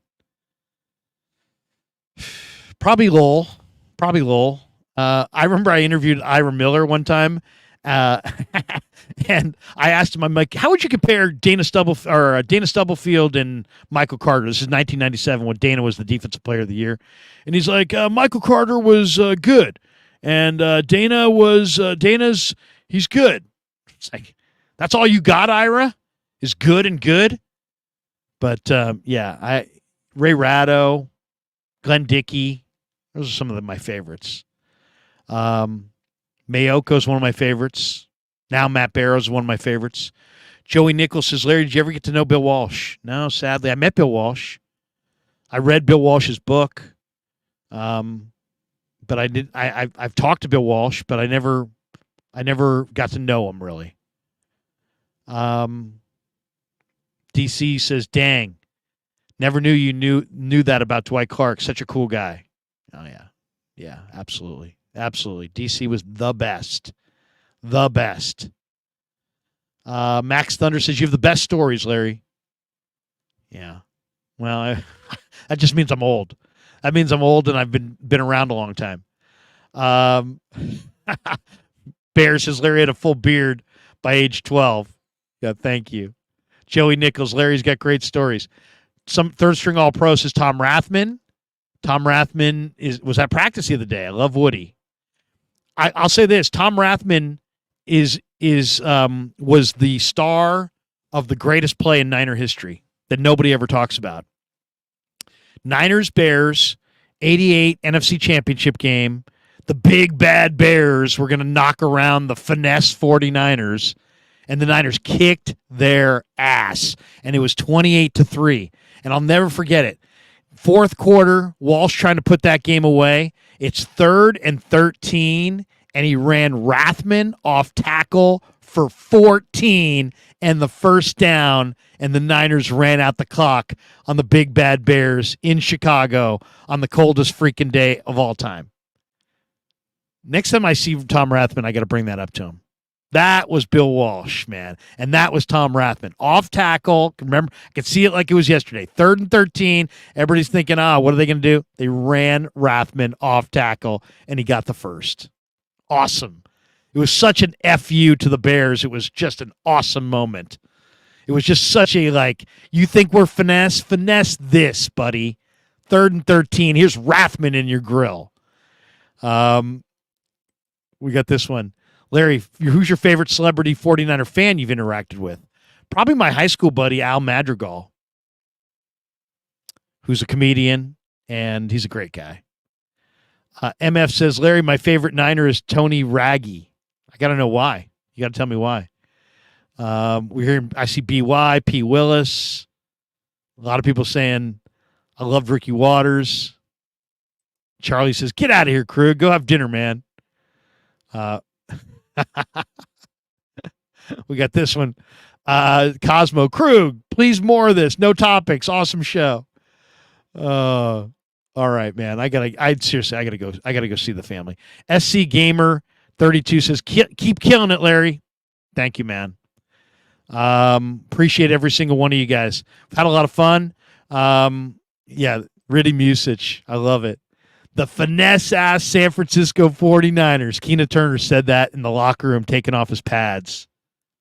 Great quote. Great quote. Next time I see Keena, I got to remind him of that one. Great. We could talk Niners all day and all night. All right, that's going to do it for us. Good stuff. Thanks to our sponsors. Thanks to our new sponsor, Marin Auto Glass. Thanks to Pig and a Pickle, our title sponsor. Thanks to New York Style Italian Sausage. I'm back at it tomorrow at camp. The coach is going to join me for a live stream either early in the morning before I go to camp or maybe late after I come back from camp. So we got a full day. I'm going to be putting out videos tomorrow. Another day. We're on the grind. Peace. Have a great day, everybody. Great night. Friday night. Go Niners. Yeah, never met a man I've been scared of. Careful, you gon' get exactly what you asked for. Here for whatever you bring me.